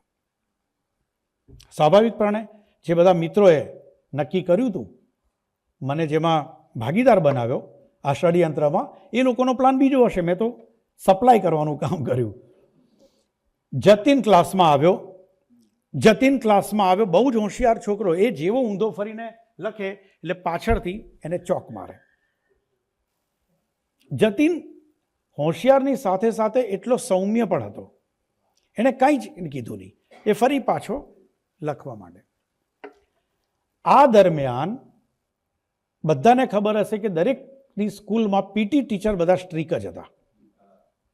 એ ટાઈમે અમારા રાવત સાહેબ એ ત્યાંથી પસાર થયા અને રાવત સાહેબે જોયું, ક્લાસરૂમની બહારથી નીકળ્યા હતા લોબીમાં, પરંતુ એમણે જોયું કે નીચે ચોકના ટુકડા પડ્યા છે.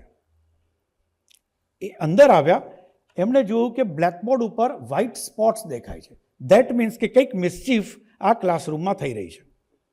એમણે તરત જતીનને પૂછ્યું કે શું થયું છે, તને ચોક માર્યા છે કોઈએ? મેં કીધું તે પ્રમાણે બહુ જ સૌમ્ય હતો, કાંઈ જ બોલ્યો નહીં. બોલે નહીં સર. ટીચરને ખબર પડી ગઈ હતી. ટીચરે તરત જ બધા સ્ટુડન્ટ્સને પૂછ્યું કે કોણે ચોક માર્યા, કોણે, કોઈ બોલ્યું નહીં. જૂની સિસ્ટમ પ્રમાણે બધાને હાથ ડસ્ટર માર્યા તો પણ કોઈ બોલ્યું નહીં. અને એમ કરતાં કરતાં રિસેસ પડી ગઈ. રિસેસ પડી, એ જે પીરિયડ પત્યો ને તરત રિસેસ પડી હતી. રિસેસ પડી એમાં અમારા ક્લાસમાં એક અમારા ઇંગ્લિશ ટીચર હતા, એમની ભત્રીજી અમારા ક્લાસમાં ભણતી હતી. એ ભત્રીજીએ કીધું કે દેવાંગે ચોક આપ્યા હતા. એ ખબર પડી એટલે બિપિન બોસે તાત્કાલિક દેવાંગ ભટ્ટને બોલાવ્યો. મને બોલાવીને કદાચ મારી જિંદગીમાં સાંભળેલા ફાયરિંગની અંદર ખતરનાક ફાયરિંગ મને બિપિન બોસે આપ્યું.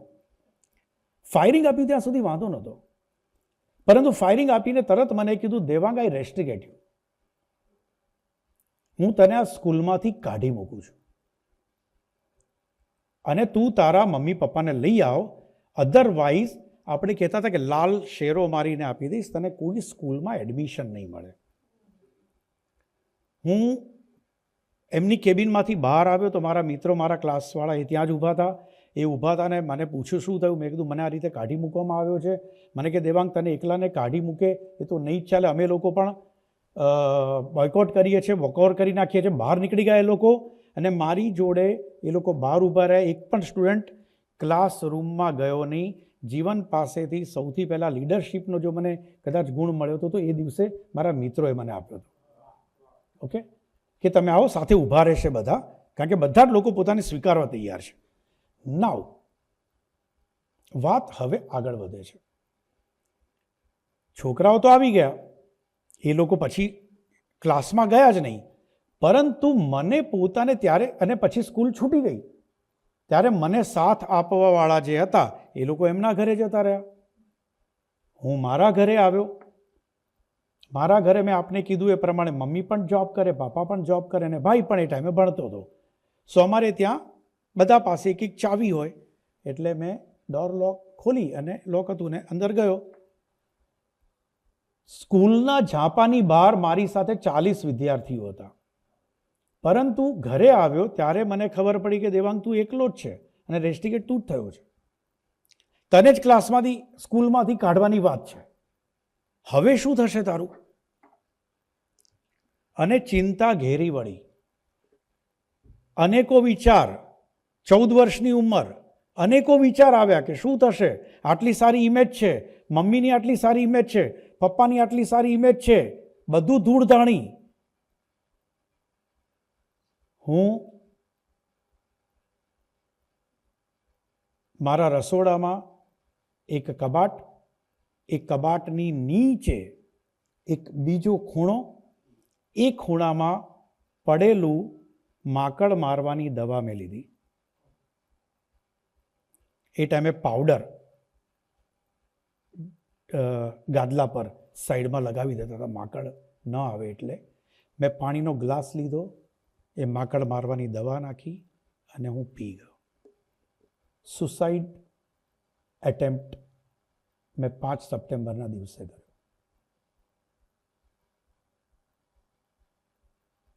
બટ ફોર્ચ્યુનેટલી એ ટાઈમે પણ આ ઝેર ચાઇનાથી આવતું હશે. સો ફોર્ચ્યુનેટલી હું બચી ગયો. બીજા દિવસે મને લાગ્યું કે મારે આ વાત મમ્મીને કહી દેવી જોઈએ. આખી ઘટના હું કહું કે પીને સૂઈ ગયો, પછી મને સબાકા જે કે ને ઉઠ્યો નહીં, થોડુંક ઘેન આવી ગયું હતું, ન ફીટ એવું કશું ન થયું, પરંતુ સબાકા એટલા વાગ્યા. જ્યારે ઉઠ્યો કોઈએ પૂછ્યું નહીં. 12-1 વાગે રાત્રે કદાચ હું ઉઠ્યો હતો.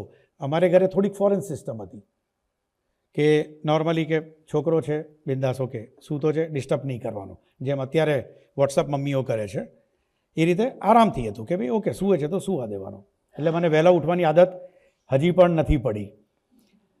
બીજા દિવસે મેં મમ્મીને કીધું ને મમ્મીએ કીધું કે આવું તો ન હોય. પછી એ શાળામાં આવ્યા અને પછી અમને કીધું કે માફીપત્ર લખો. માફીપત્ર બધી જગ્યાએ ક્લાસરૂમમાં ફરીને વાંચી લીધા અને એમ કરતાં કરતાં એ દિવસ પત્યો. પરંતુ મને ત્યારે વિચાર આવ્યો કે દેવાંગ, તારે મરવું તું ને તું ન મરી શક્યો તો હવે તને કોઈ મારી નહીં શકે.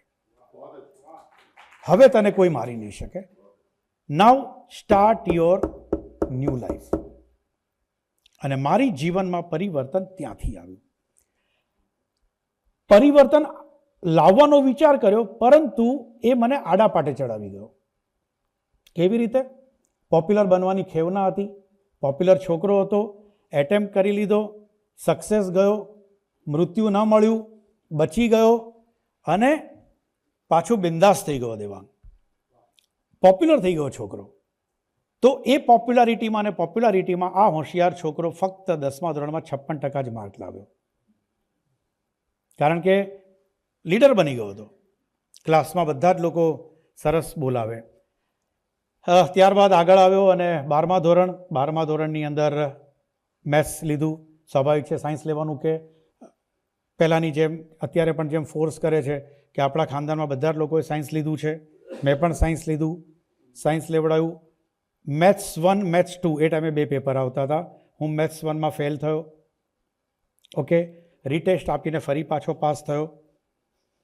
ત્યાં સુધીમાં બહુ જ સારી સંગતો થઈ ગઈ હતી મારી. બહુ જ મોટું ગ્રુપ થઈ ગયું હતું. આરામથી બેસવાનું બધા મિત્રો સાથે મોડે સુધી 1 વાગ્યા 2 વાગ્યા સુધી. કોલેજ જોઈન કરી. ભવન્સ કોલેજમાં ફર્સ્ટ યર જોઈન કર્યું. ત્યારબાદ 2nd 3rd year Ahmedabad science અને ફિઝિક્સ મેં લીધું હતું. ફિઝિક્સ જેવું પત્યું ત્યાં સુધીમાં પોલિટિકલી બહુ એક્ટિવ થઈ ગયું હતું.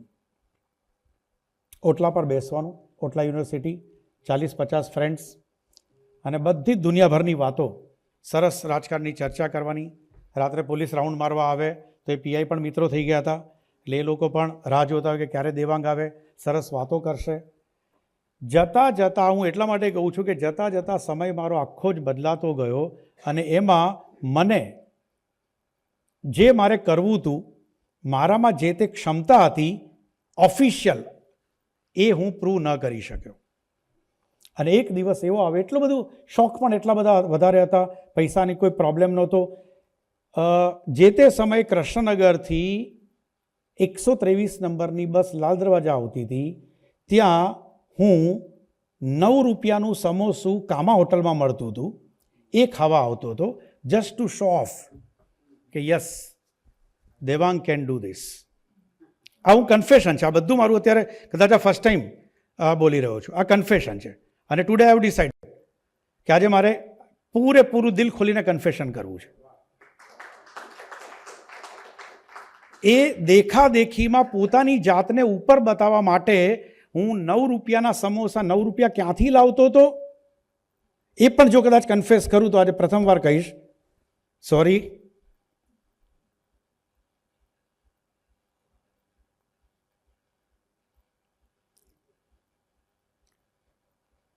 દરેક મધ્યમ વર્ગના લોકોને ખબર જ હશે, એમના ઘરે તિજોરી હોય જ.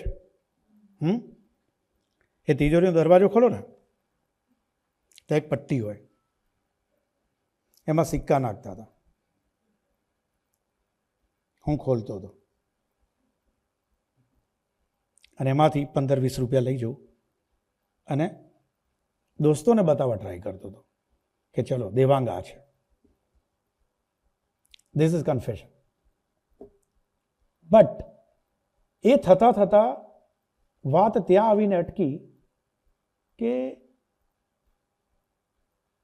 ઘરે કીધું નહીં કોઈએ, અને લોકો બહાર બહુ જ સરસ વખાણ કરે, દેવાંગ સારું બોલે, દેવાંગ સારું બોલે, દેવાંગ પાસે વિચારો સારા હોય.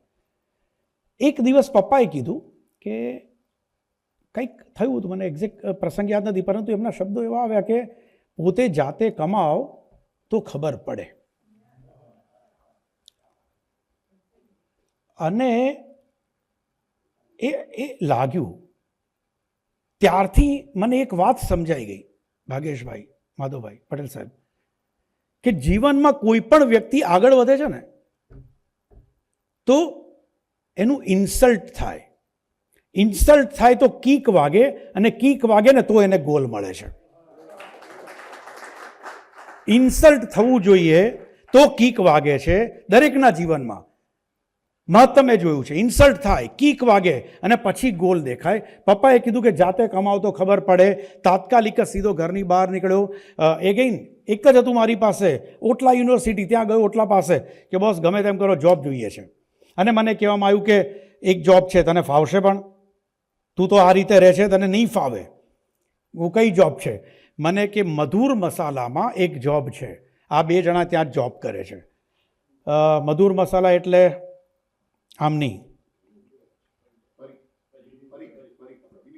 વિનીત પરીખ, વિનીતભાઈ. આ વિનીતભાઈ પરીખને ત્યાં મને જોબ માટે કહેવામાં આવ્યું. મને બીજા દિવસે લઈ ગયા, ત્યાં ઇન્ટરવ્યૂ મારો લીધો. કામ શું હતું મારે? તો જેમ રામદેવ મસાલા છે એવી રીતે મધુર મસાલા, મરચું, હળદર, ધાણા જીરુંના 250 ગ્રામ, 500 ગ્રામ, 1 કિલોના પેકેટ. આ પેકેટને લઈને અમારે પેલી બંધ બોડીની ટેમ્પો હોય, એ ટેમ્પોની અંદર જવાનું. ડ્રાઈવર આગળ બેઠો હોય, અમારે એક્ઝેક્ટ એની બાજુમાં પેલી બિલ બુક લઈને બેસવાનું. આગળ ટ્રાફિક પોલીસ આવે એટલે અમારે પાછળ જવાનું. ટેમ્પાનો પાછળનો દરવાજો ખોલી અંદર બેસી જવાનું. 4 રસ્તા ક્રોસ એટલે ફરી પાછું ડ્રાઈવરની બાજુમાં આવીને બેસી જવાનું. અલગ અલગ કરિયાણાની દુકાનમાં ફરવાનું, ઓર્ડર લેવાના, એનો માલ બગડી ગયો હોય પાછો લેવાનો, અને બાકી હોય જે 1 વીકના પૈસા એ પાછા લઈને આવવાનું.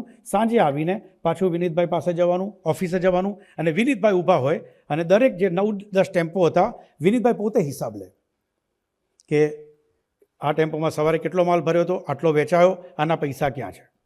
ઓકે, આ બધો જ હિસાબે લે. 3 મહિના જોબ કર્યા પછી એક દિવસ હું વિનીતભાઈ પાસે ગયો. વિનીતભાઈને કીધું, મેં કીધું સર તમને એક વાત કહેવી છે. મને કે બોલ.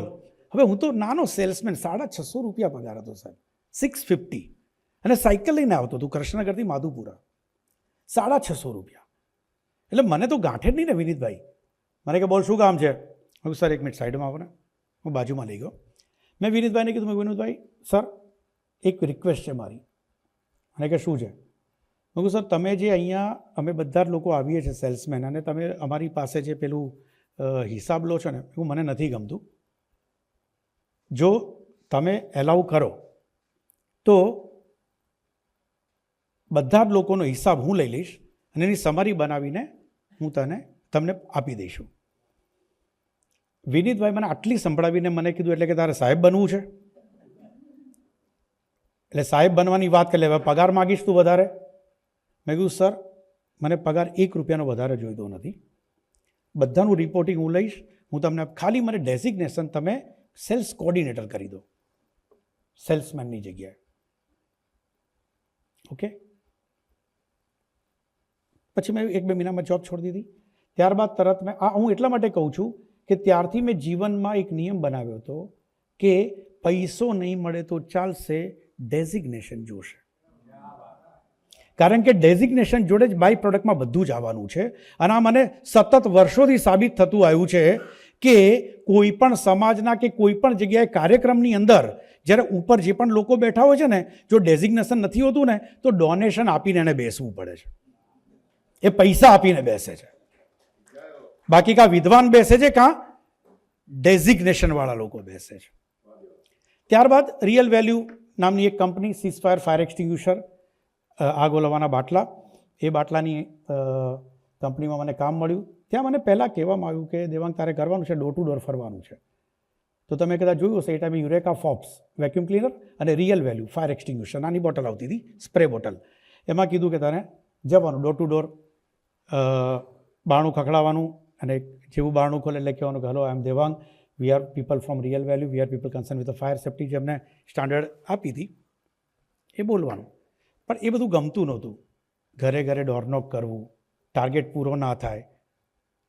એક દિવસ એવો આવ્યો કે અમારે ત્યાં ટ્રેનિંગ સેશન હતું, ટ્રેનિંગ લેવાવાળા ભાઈ આવ્યા નહોતા અને મેં મારા બ્રાન્ચ મેનેજરને કીધું કે ચલો હું લઈ શકું છું ટ્રેનિંગ?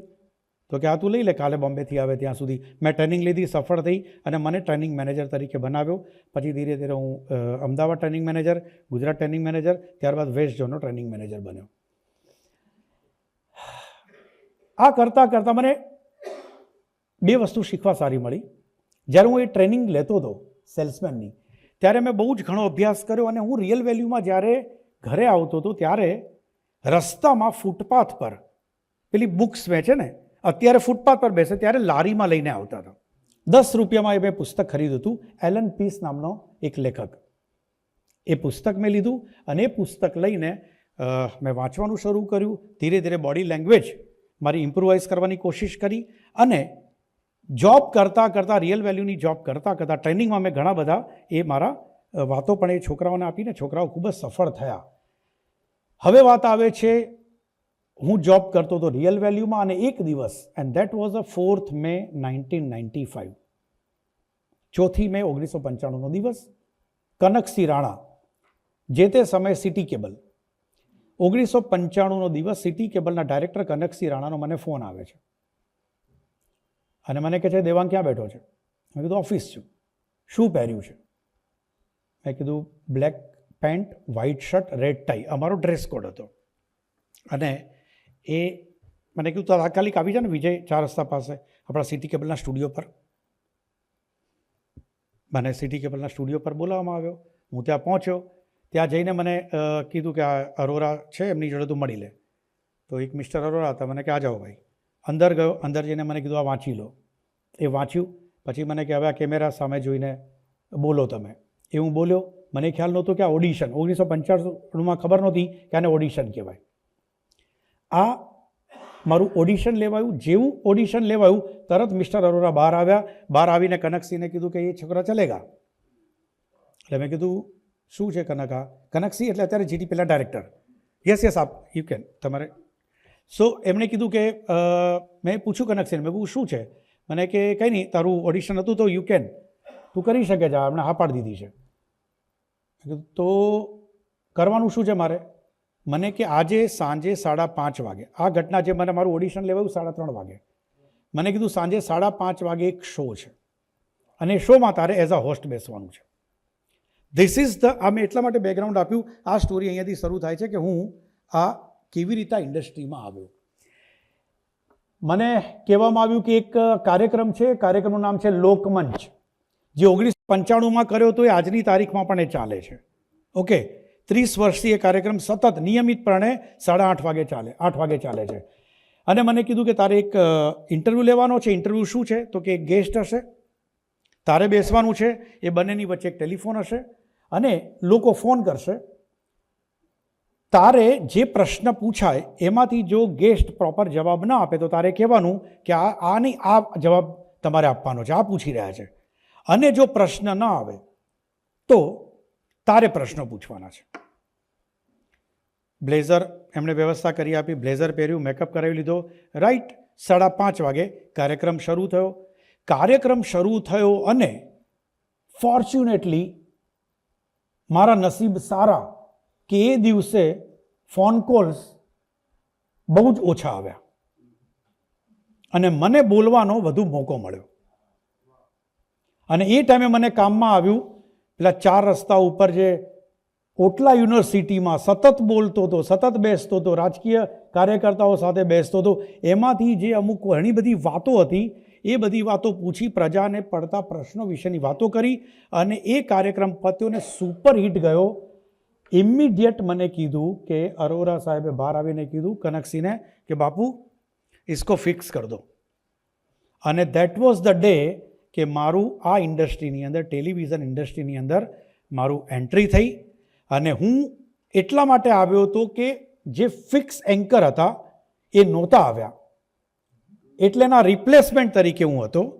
એ જે ગેસ્ટ હતા, પહેલા ગેસ્ટ, એ જે તે સમયના એએમટીએસના ચેરમેન તુલસી ડાભી હતા. અને જેનું રિપ્લેસમેન્ટ હતો, એ રિપ્લેસમેન્ટ જેનું હતો એનું નામ છે શીતલ પટેલ, એટલે આપણા પદ્મશ્રી દેવેન્દ્ર પટેલના દીકરા. અને મેં શીતલભાઈને હમણાં મળ્યા ત્યારે મેં કીધું, શીતલભાઈ બહુ સારું થયું, તમે આ ઇન્ડસ્ટ્રીમાં આવ્યા હોત, લાંબુ ટક્યા હોત તો, અને હું બી જો અહીંયા ના આવ્યો હોત તો મારું બી બગડી જાત બસ. હું આ ઇન્ડસ્ટ્રીમાં ચાલુ એવો છું. 95માં એ મારી શરૂઆત, અને ત્યારબાદ સતત એક ગ્રોથ ચાલતો રહ્યો. આ બધાની વચ્ચે એક જ વાત મારે ખાલી ધ્યાન દોરવા માટે મૂકવી છે કે I have not done journalism. હું જર્નલિઝમ ભણ્યો નથી, પરંતુ સતત ભાગ્યેશભાઈ જેવા લોકો, માધવભાઈ મારા પ્રિય હતા. મને ટીવીમાં મને ખ્યાલ છે કે દૂરદર્શન બ્લેક એન્ડ વ્હાઇટ ટીવીમાં પણ હું એમને જોઉં ને તો એમના માટે રોકાઈ જતો હતો. પછી એમને જે બોલવું એ બોલે, જે કવિતા સાંભળે, પણ હું ચાહક હતો એમનો. અને એ સમયે સતત વિજય ઠક્કર જે ઉદ્ઘોષક હતા, એ બધાની પેટર્ન થોડીક કોપી કરવાની કોશિશ કરતો હતો, મારું પ્રોનાઉન્સિએશન ઇમ્પ્રુવાઇઝ કરવાની કોશિશ કરતો હતો. અને વિવિધ અલગ અલગ ક્ષેત્રના લોકોને મળીને મારા મેક્સિમમ મિત્રો, જે તે સમયે મારા મેક્સિમમ મિત્રો મારા કરતાં 10થી 15 વર્ષથી મોટી ઉંમરના લોકો હતા. હું ક્યારે મારી હમ ઉંમરના લોકો સાથે એટલી મિત્રતા નહોતી મારી, અને જેના કારણે મને ઘણું બધું એમાં જાણવા મળ્યું.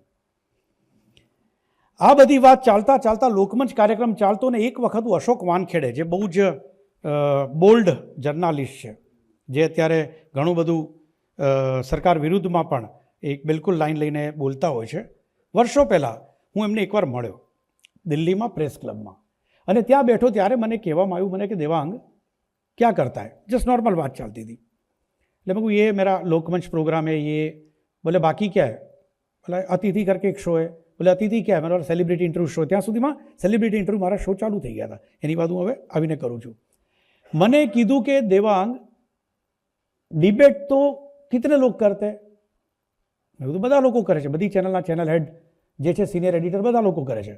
તો બોલે तेरा सेलिब्रिटी इंटरव्यू वाला शो है वो कोई करता है क्या. बोला नहीं. बोले देवांग आज के बाद तू डिबेट छोड़ दे, डोंट डू ધીસ. અને મને યાદ છે, હું નામ ટાંકીને કહું છું, એ ટાઈમે હું ને પદ્મકાંતભાઈ બંને સાથે હતા. સોમ બુધ શુક્ર એ કરતા હતા, મંગળ ગુરુ શનિ હું કરતો હતો લોકમંચ. અને એ ટાઈમે મેં પદ્મકાંતભાઈને આ ઓફર મૂકી. મેં કહ્યું પદ્મકાંતભાઈ નાવ હવે આપણે છોડવું જોઈએ, નવી જનરેશનને આપણે તૈયાર કરવા છે. મને કે દોસ્ત આ કરીશું ને તો ટીઆરપી જતી રહેશે. મેં કીધું નહીં, જો આ ટીઆરપીની લાઈનમાં રહીશું તો બીજો ક્યાંથી ઉપર આવશે, તો બીજા છોકરાઓને તૈયાર કરીએ. એમ કરતાં કરતાં મેં એ લોકમંચ સાઈડમાં હટ્યો, અને મેં ફક્ત ને ફક્ત ધ્યાન આપ્યું મારા આ અતિથિ કાર્યક્રમ ઉપર.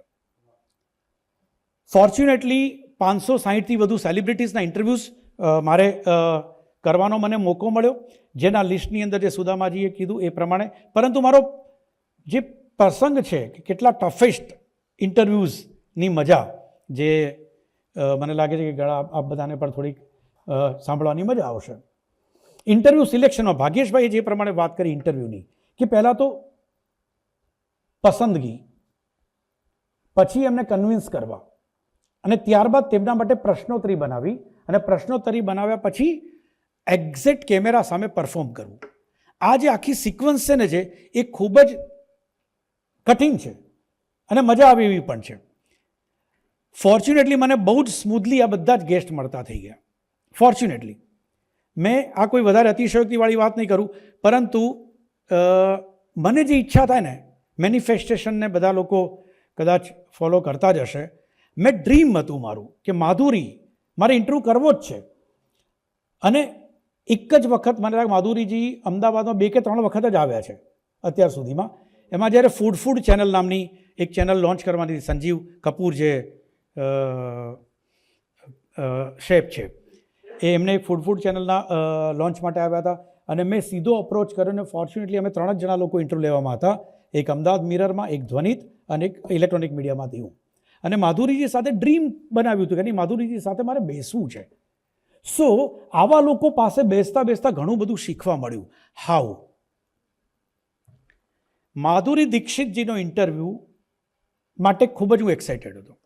કોઈ બી હોય કે આ લેવલના એક અભિનેત્રીનું ઇન્ટરવ્યૂ કરવા મળે જે તમારા ડ્રીમ ગર્લ હોય અને એમને પ્રશ્નો પૂછવાનો મોકો મળે, એક્સાઇટમેન્ટ હોય. પરંતુ આખા કાર્યક્રમમાં એમની સાલસતા મેં જોઈને, આ લેવલના એક્ટ્રેસ, પરંતુ એમની સાલસતાની સાથે સાથે એ લેડી પોતાનું કેટલું ધ્યાન રાખે છે એનો હું આપને એક એક્ઝામ્પલ આપું. કેમ આ લોકો મહાન બને છે, કેમ બીજા બધા હીરો હિરોઈન કે એક્ટર એક્ટ્રેસીસ ઉપર અલગ અલગ તમારે એને ક્વેશ્ચન માર્ક આવે છે, એ ટ્રોલ થાય છે, અને કેમ અમુક લોકો નથી થતા, એની પાછળનું કારણ કહું તમને આજે. માધુરીજીનો જ્યારે મેં ઇન્ટરવ્યૂ કર્યો, અહીંયા માધુરીજી બેઠા છે, અહીંયા હું હતો, રાઈટ. સો અમારે સિસ્ટમ એવી હોય કે એક કેમેરો મને ફોલો કરે, એક કેમેરો માધુરીજીને કરે, રાઈટ, અને એક સેન્ટર કેમેરો હોય છે જે 2 શોટ લેવા માટે હોય. જ્યારે અગેન આ ધ્યાન રાખજો, નાની નાની બાબત છે, પરંતુ એ બધાને ટોળાની વચ્ચેથી કેમ એ લોકોને ગ્રેટ એક્ટ્રેસ બનાવે છે. જ્યારે ઇન્ટરવ્યૂ પૂરો થયો એના બાદ તુરંત જ આ મારો કેમેરો છે, રાઈટ. આ માધુરીજી એની એક્ઝેક્ટ પાછળ મારો કેમેરો છે જે મને ફોલો કરતો હતો. જેવા આ કાર્યક્રમ પૂરો થયો, અમારે સેકન્ડ થયું, માધુરીજી ઊભા થતા હતા ને, ઇમિડિયેટ એમના પીએ એ આવ્યા અને એમણે એ કેમેરા ઉપર હાથ મૂકી દીધો, લેન્સ ઉપર. ઇટ ઇઝ જસ્ટ બિકોઝ કે માધુરીજી જ્યારે ઊભા થાય, માધુરીજીએ સાડી પહેરી હતી, એ કમરનો ભાગ પણ એ રીતે કેમેરામાં શૂટ ના થવો જોઈએ. આ એટલા માટે એ મહાન છે. બીજા બધા તમે એક્ટ્રેસીસની કમ્પેરિઝનમાં એ માધુરીજી નહીં આવે. સો આ વસ્તુ મને ત્યાંથી એક શીખવા મળી કે બોસ, તમારે જો એક લેવલથી ઉપર જવું હશે તો તમારે નાની નાની બાબતોનું પણ ધ્યાન રાખવું પડશે. ટ્વિસ્ટ કરવાવાળી વ્યક્તિઓ કેટલી હોય છે અને કન્ફ્યુઝ કરવાવાળા કેવા હોય છે ઇન્ટરવ્યૂઝની અંદર, કે ક્યારે ડિફીટ થયા હોય, તમને તકલીફ પડી હોય, તમે મૂંઝાઈ જાઓ, એવું પણ બને ને. પ્રશ્ન પૂછતી વખતે તમારે મૂંઝાવાનું, સામેવાળાને એક તમને ખાલી અધિકાર તમને નથી, સામેવાળો પણ તમને મૂંઝવી શકે છે. બેસ્ટ એક્ઝામ્પલ, અમદાવાદમાં ચિકનગુનિયા થયો હતો, બહુ ફેલાયો હતો, આઈ થિંક 2009-10માં સમથિંગ. ઠેર ઠેર ચિકનગુનિયાના દર્દીઓ હતા. અને એ ટાઈમે મેં નક્કી કર્યું કે આ ચિકનગુનિયા માટે અમદાવાદ મ્યુનિસિપલ કોર્પોરેશન જવાબદાર છે અને એના માટે જે પણ જવાબદાર અધિકારી છે એને જવાબ આપવો જ પડશે. અમે સંપર્ક કરવાની કોશિશ કરી હેલ્થ ડિપાર્ટમેન્ટમાં. હેલ્થ ડિપાર્ટમેન્ટના ઓફિસરે કીધું કે પ્લીઝ અમને આમાં નહીં, તમે કમિશનર સાહેબને બોલાવો. કમિશનર સાહેબ હતા એ ટાઈમે આઈપી ગૌતમ સાહેબ. આઈપી ગૌતમ સાહેબનો જેને પરિચય હશે, ઇઝ વેરી સ્ટ્રિક્ટ, બહુ તરત આવે નહીં. મેં આઈપી ગૌતમ સાથે ફોન પર વાત કરી, આઈપી ગૌતમ સાહેબે હા પાડી દીધી. અને આઈપી ગૌતમ સાહેબે હા પાડી. અમારો જે ટાઈમ હતો લોકમંચમાં, એ આવ્યા, 10 મિનિટ પહેલાં આવી ગયા હતા. અમે બેઠા, સીધા ફ્લોર પર લઈ ગયો એમને, અમે બેઠા અને મેં નક્કી કર્યું હતું કે આજે તો બિલકુલ આમને ગ્રીલ હું કરીશ, because he is answerable. Ahmedabad municipal કોર્પોરેશનના કમિશનર તરીકે આટલા બધા દર્દીઓ જ્યારે ચિકનગુનિયાના હોય અને અમદાવાદ મ્યુનિસિપલ તંત્ર કાંઈ ન કરે, બિલકુલ એગ્રેસિવ મોડની અંદર હું તૈયાર બેઠો હતો, મારા પ્રશ્નો તૈયાર કરીને. જેવા આઈપી ગૌતમ સાહેબ આવ્યા, કાર્યક્રમ શરૂ થયો. કાર્યક્રમના શરૂઆતમાં જે મારે પુટઅપ કરવાનું હતું, વિષયને પુટઅપ કરી દીધો અને મેં સીધો સવાલ પૂછ્યો. મેં કહ્યું, गौतम साहब, चिकनगुनिया के इतने सारे मरीज और अहमदाबाद म्यूनिसिपल कॉरपोरेशन की फेलियर, क्या जवाब है आपके पास? परंतु ये सीजन प्लेयर था. मैंने कहा, देवांग जी, आपके सवाल का मैं जवाब दूंगा, लेकिन पहले आपको चिकनगुनिया के बारे में समझना पड़ेगा. हाँ, बताइए. मैंने कहा, देखिए, चिकनगुनिया ना वो मच्छर से होने वाला रोग है. यस, मच्छर के बारे में पहले तो आप जान लीजिए. ये मच्छर है, ये चिकनगुनिया सबसे पहले हुआ था अफ्रीका के इस कंट्री में, उसके बाद ये टाइप के मच्छर होते, ये टाइप के मच्छर होते, ये इतना ही फ्लाई कर सकते, ये मच्छर होते, इनकी प्रजाति इतनी इतनी है, इतने मच्छर इतने दिन में इतने गुने बढ़ सकते हैं, ये मच्छर अगर होता है तो चिकनगुनिया ये लेवल तक जा सकता है। मैं घड़ियाળ जो मेरे को 15 मिनट થઈ ગઈ मच्छरमा ने मच्छरमा, मैं फरी बार रोकवा था, मेरे को नहीं गौतम साहब आप मुझे चिकनगुनिया के बारे में, कॉर्पोरेशन फेलियर है उसके बारे में जवाब दीजिए। देवांग जी उसके उस पर मैं आ रहा हूं, लेकिन आप पहले मच्छर के बारे में सुन लीजिए। साहब એ માણસે 25 મિનિટ સુધી મને મચ્છર પુરાણ કર્યું અને મારી ઘડિયાળ ગઈ પાછળથી પેલાનો રોલિંગનો આવ્યો કે ભાઈ કાર્યક્રમ સમાપનનો સમય થઈ ગયો છે। મેં કાર્યક્રમ પતાવી દીધો અને બહાર નીકળ્યાને મારા ખભા પર હાથ મૂકીને મને કીધું કે સારા દેવાંગભાઈ, so he is the toughest. So smart જે હોય છે એની સામે તમે કેવી રીતે મૂંઝવનારા લોકો, મારા અત્યાર સુધીના અનુભવમાં એક one of the best example, અભાવમાંથી પણ તમને કેવું કામમાં આવે છે, તમારી કદાચ અણઆવડત કેવી તમને કામમાં આવે છે, એનો એક બેસ્ટ એક્ઝામ્પલ સુનિતા વિલિયમ્સજી।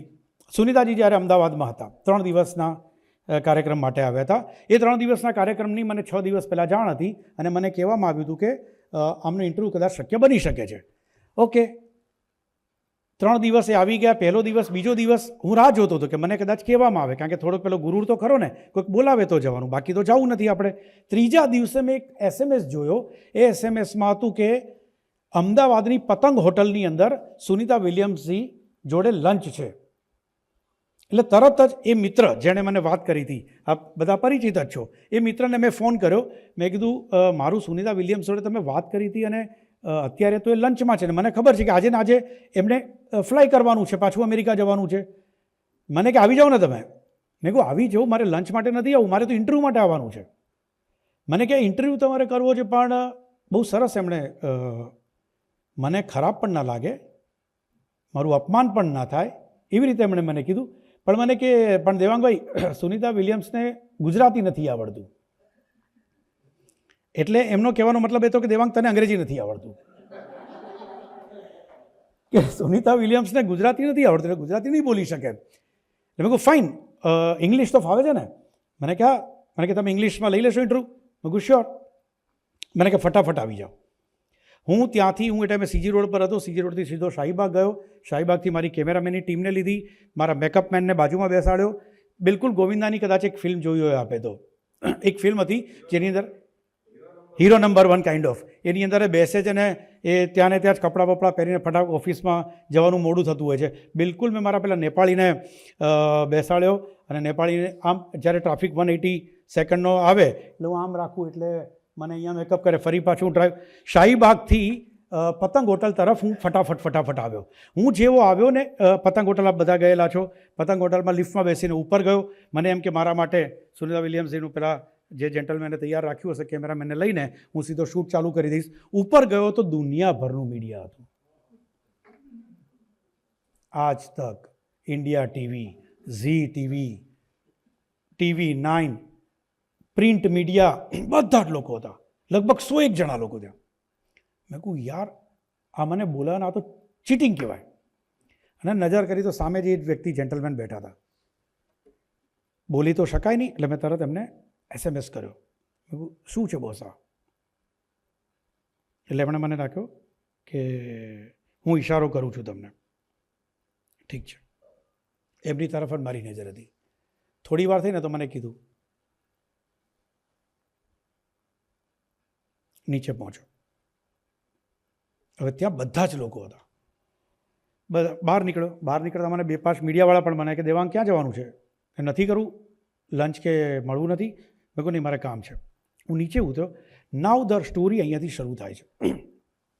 હું લિફ્ટમાં નીચે ઉતર્યો, આપે જોયું હશે પ્રમાણે પતંગ હોટલની અંદર લિફ્ટથી આગળ એક દરવાજો છે, કાચનો દરવાજો પતે એટલે એક રોડ છે, અને રોડની બાજુ એની પાછળની સાઈડ, રોડ પછી તરત જ એમની એક મર્સિડીઝ 10 સીટર એક વેન પડી હતી। 10 સીટર વેન હતી, ત્યાં પેલા 2 એમના સિક્યુરિટીવાળા પણ હતા। હવે હું જેવો લિફ્ટમાંથી બહાર નીકળ્યો અને હા મને અંદર નાખ્યો તો મેસેજ કે તમે પેલી વેનમાં બેસી જાઓ। ક્યાં વેનમાં? મેં કહું યાર મને કોઈ ઓળખાણ નથી કરાવી, કરવું શું? અને એમણે કીધું છે આ મોકો મારે જવા નથી દેવો। જેવો નીચે આવ્યો હું, મેં આ નજર કરી, મેં કહું અહીંયા કંઈક આ લોચાવાળું છે, શક્ય નથી. તરત મને પેલું બોડી લેંગ્વેજ અને એ થોડુંક યાદ આવી ગયું. મેં કહું ચલો let impress through body language. મેં મારું બ્લેઝર પહેર્યું હતું ને એ મેં કાઢી નાખ્યું. એ કાઢીને મારા કેમેરામેનને આપ્યું, અરે સોરી પેલા મારો મેકઅપમેનને આપ્યું. છોટું હતો મારો નેપાળી, એને આપી દીધું. અને મેં એને કીધું હું જેવો બહાર નીકળું ને દરવાજાની બહાર, એટલે તું મને બ્લેઝર પહેરાવજે. એટલે હું એ દરવાજાની બહાર નીકળ્યો અને મેં કહ્યું છોટું આમ હાથ કર્યું ઉભો રહ્યો. એટલે પેલા છોટુએ તરત બ્લેઝર પહેરાવ્યું. ત્યાંથી 5 ડગલા જ રોડ ક્રોસ કરવાનો સામે જ હતી. એટલે જેવું મેં છોટું બૂમ પાડીને એટલે પેલા જે ગનમેન હતા ને એમનું ધ્યાન મારી ઉપર પડ્યું. અને મને આ માણસ જે મારો છોટું બ્લેઝર પહેરાવતો હતો ને એને જોયું એટલે લાગ્યું કે આ બસ કોક છે જોરદાર. એટલે જેવો છોટું બ્લેઝર પહેરીને તરત જ રોડ ક્રોસ કરીને આવ્યો. પેલાને ગનમેનને કીધું દરવાજા ઓપન કરો. પેલા ઓપન બી કરી દીધો. એન્ડ મેં મારા કેમેરામેનને કીધું કે તું આગળ બેસી જા. એટલે આપે જોયું તો 10 સીટર જે કાર હોય છે ને એમાં આ બાજુ ડ્રાઈવર છે, હું આમથી આવ્યો, એ જસ્ટ ઇમેજિન કરજો. આ બાજુ ડ્રાઈવર છે, ડ્રાઈવરની બાજુમાં એક સીટ હોય છે. આ બાજુ સ્લાઇડિંગ ડોર હતો, સ્લાઇડિંગ ડોરમાંથી હું અંદર આવ્યો. આ બાજુ ફેસિંગવાળી એક સીટ બેની, આ બાજુ ડ્રાઈવરની એક્ઝેક્ટ પાછળ આ બાજુની ફેસિંગવાળી એક સીટ છે. અને ત્યાં હું આવીને રાઈટ સાઈડની જે હતી, જે ડ્રાઈવર સાઈડ સીટિંગ હોય એના એક્ઝેક્ટ વિન્ડો પાસે આવીને હું બેસી ગયો. અંદર તો બેસી ગયા. મેં મારા ચીકાભાઈ એક કેમેરામેન છે એને કીધું ડ્રાઈવરની બાજુમાં બેસી જા અને ઊંધો કેમેરો રાખીને જેથી તું મને લઈ શકે. સો અહીંયા ડ્રાઈવર છે, ડ્રાઈવરનો ફેસ આ બાજુ છે, એ મારો કેમેરામેન અહીંયા બેઠો, એનો ફેસ આ બાજુ છે, હું આ બાજુ બેઠો છું. હું બેસી ગયો. હવે ગાડીમાં એકલા, હું ને મારો કેમેરામેન, ડ્રાઈવર પણ નીચે જ હતો. 5-7 મિનિટ થઈ હશે એટલામાં સુનીતાજી જે મિત્ર જેમને કાર્યક્રમનું આયોજન કર્યું હતું એમની સાથેના બીજા 2-3 જણા એ લોકો લિફ્ટમાં સૌથી પહેલાં નીચે આવ્યા. અને બટ ઓબ્વિયસ છે ગેસ્ટ સુનીતાજી હતા. સુનીતાજી, અને મેં આપને કીધું એ પ્રમાણે GDI સ્કૂલ યાદ રાખજો, ગુજરાતી મીડિયમ. સો સુનીતાજી સૌથી પહેલાં એન્ટર થયા. હવે જેવા એન્ટર થયા અને એમણે મને જોયો. હું સ્ટ્રેન્જર હતો ને એમના માટે, હું કોઈ એમના પ્રસંગોમાં ગયો નથી, ઓકે, ક્યારે હાય હેલો થયું નથી. એમણે મને જોઈને થોડુંક આમ મને લાગ્યું કે she is not comfortable. Fine, it's okay. મારો તો ગોલ એક જ હતો કે બોસ ઇન્ટરવ્યૂ કરવો છે. એટલે જેવા એ બેઠા મારી બાજુમાં, કારણ કે હું વિન્ડો સાઈડ બેઠો હતો, એ મારી બાજુમાં બેઠા. એટલે મને જોઈને એમનું ફેસમાંથી મને લાગ્યું, મને લાગે આમને વિન્ડોમાં બેસવું હશે, આપણે વિન્ડોમાં બેસવાની મજા આવે. એટલે મેં કહું ચલો કે પ્લીઝ આપા જઈએ. વિન્ડોમાં એ બેઠા. અને બીજી ત્રીજી સેકન્ડે જ પેલા મિત્રો આવી ગયા. એ લોકો એક્ઝેક્ટ અમારા બેની સામે બેઠા. અને તરત એમણે પરિચય કરાવ્યો સુનીતાજીને કે Sunitaji, he is Devang Bhatt and he is a well known journalist and he want to take your interview and he will ask some few questions. એટલે સુનીતાજીએ કીધું no I am sorry. And kind for information, astronaut જે પણ હોય NASA સાથે, they are not allowed to give interview. એ લોકો interview allow નહીં. Even she cannot conceive a baby. Astronaut માટે નાસાએ કરોડો અબજો રૂપિયા જે ખર્ચો કરે છે તો એ લોકો બેબી પણ કન્સીવ, અને મીડિયા સામે તો ક્યારેય ના હોય. એટલે તમે સુનીતા વિલિયમ્સજીનો ક્યારે પણ ઇન્ટરવ્યૂ જોશો ને તો બાઇટ હશે અથવા પ્રેસ કોન્ફરન્સ હશે, આખો 1-to-1 ઇન્ટરવ્યૂ ક્યાંય નથી એમનો. હું બેઠો, સુનીતાજીએ ના પાડી દીધી કે સોરી આઈ વિલ નોટ. ફરી પાછું પેલા મિત્રએ કીધું કે અમને તમે આપો ને ઇન્ટરવ્યૂ. તો કે નહીં. મેં કહું દેવાંગ, હવે ત્યાં સુધીમાં ગાડીમાં સેલ વાગી ગયો અને ગાડી ચાલુ થઈ. ગાડી પતંગ હોટલ પાસેથી નીકળી અને આમ નહેરુ બ્રિજ ઉપર આવી. અને મારું ધ્યાન ત્યાં રોડ ઉપર કે આ ગાડી હવે સીધી જવાની છે એરપોર્ટ, અને એરપોર્ટથી સુનીતાજી ફ્લાય કરી જવાના છે. દેવાંગ, તારી પાસે આ જ મોકો છે જે તું ગ્રેપ કરી લે, અધરવાઇઝ તું મિસ કરી જઈશ. એટલે મેં કહું ચાલો દેવાંગ ટ્રાય કરો હવે. એટલે મેં કહું Sunitaji please, no sorry. Sunitaji, I will not ask any tough question, just little question. અંગ્રેજી અણાવડત ઓછી હતી, આવડતું નહોતું એટલું બધું. Just little question, few questions, not a hard question, no question about NASA and no no no no Devang, no, sorry Devang નહીં, no no no no no. આટલું કીધા પછી she said, are you insane? Are you insane? ખરેખર મને ઇન્સેનનો અર્થ જ નહોતી ખબર, અને મને ફાયદો એ થયો. ખરેખર મને નહોતી ખબર. મારું જ્યારે એમાં મેં ટ્રાન્સક્રિપ્ટ કરાવ્યું ને, ટ્રાન્સલેશન, ત્યારે પેલા કીધું કે સર આણે તો તમને ધૂનીને ગાંડો કીધો હતો, કે ગાંડો છે તું, ધૂની છે, પાછળ પડી ગયો છે.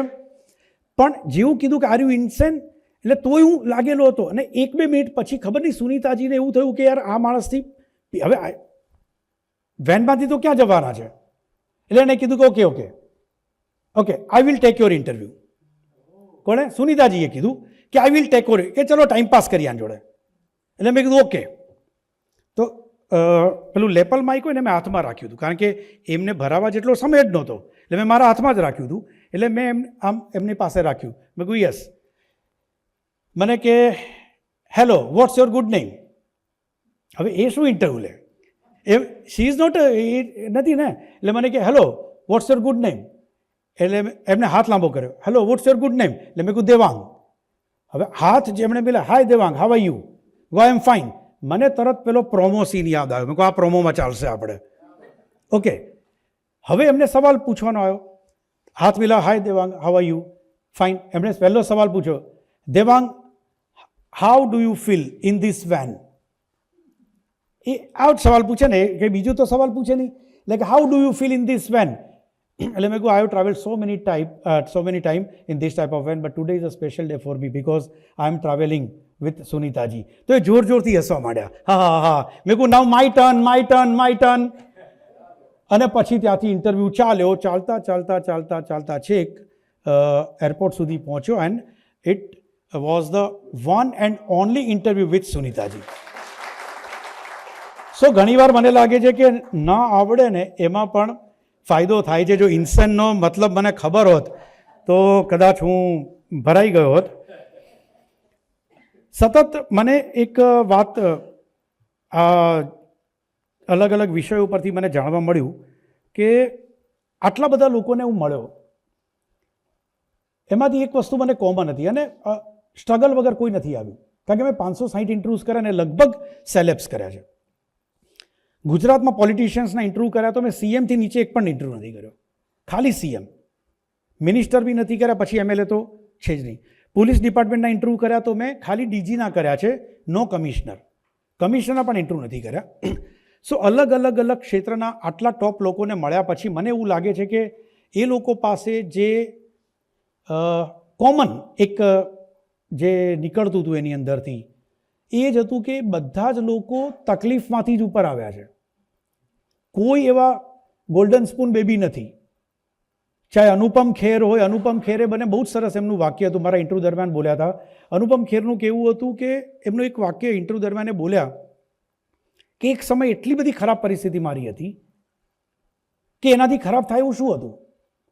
અને એના માટે એમણે એક હિન્દી શબ્દ સરસ એટલે વાક્ય બોલ્યો કે ભીગે હુએ ઇન્સાન કો બારિશ કા ડર નહીં લગતા.